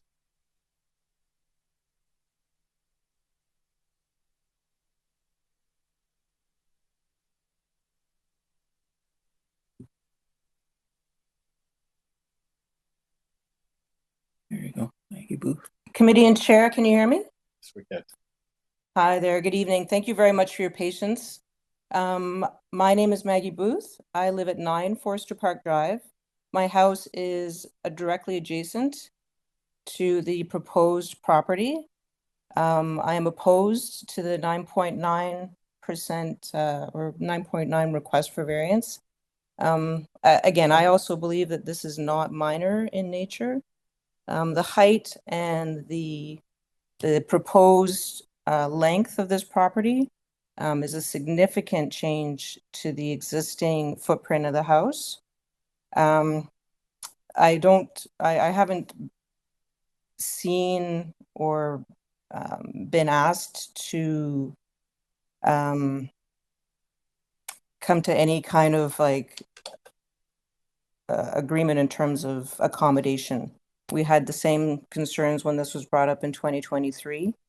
And again, like I feel like this will impact our backyard specifically. The height will overlook our backyard, and the proposed length of this property goes to the full width of my backyard. It's just the particular configuration of where we live. This will significantly impact our home and our property. Thank you. If I may add something as well. I have looked at the plans and sorry, can we get your name, please, sir? I'm Winslow Delaney. I'm Maggie Booth's husband. So we are a homeowner here at the property. Yeah, so in agreement with Maggie, the property is that extra 3 feet does take away a significant amount of light and from our backyard, even though the shadow studies show that. Our backyard is very shallow, so we've got about a 10 to 15 foot depth of a backyard. So when we step outside, we will see a large wall with windows looking down onto us. There's also a deck, a proposed back deck that will possibly look directly into our living space. So there are privacy issues as well. So it is a significant change for us, and we believe it will impact our living, the imposition of how we will be having to live within our space after being here for a significant amount of time for over 20 years. So it will significantly impose on our quality of life and enjoyment of our backyard. Thank you. Committee members, any questions for the neighbors? Mr. Ying, would you like to respond to the comments? Sure. Can I have the site plan be displayed on the screen?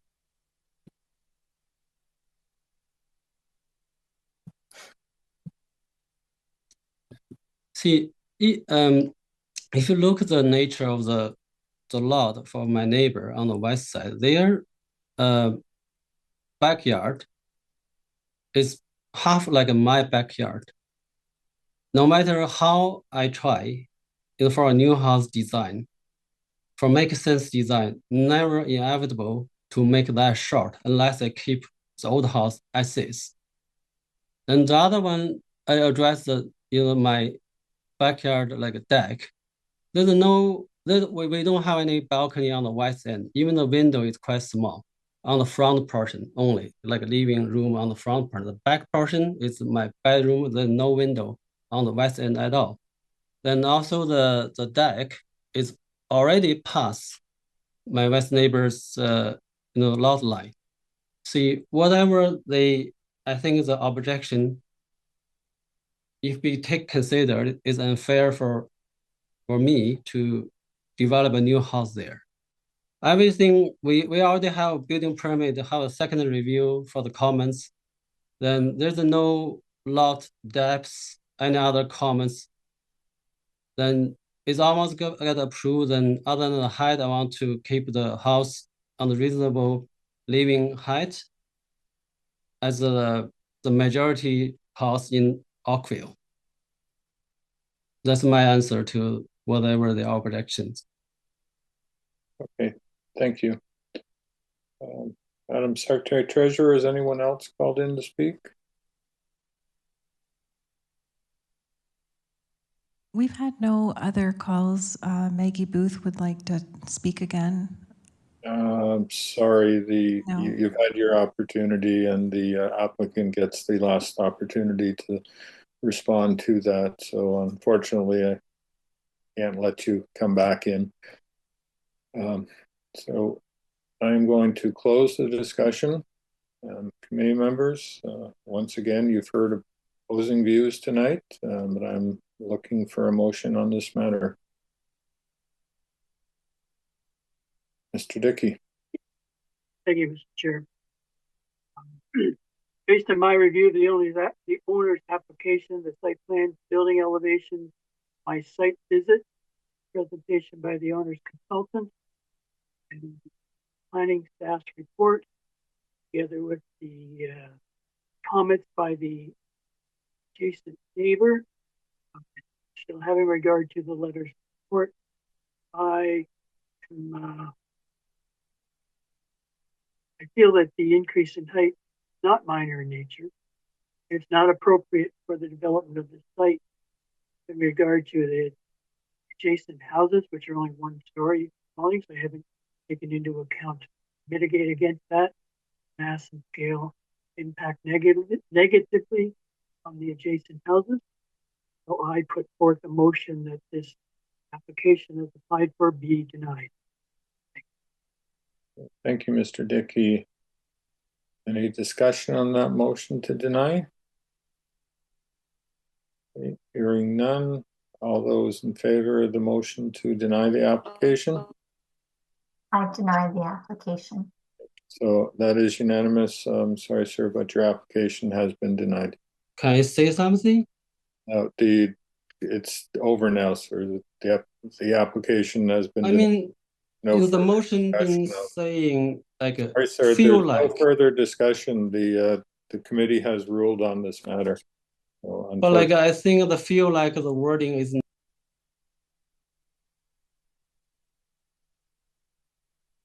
so, sir, the staff have muted you. The application is over, so there's no further discussion. So that concludes the applications for tonight.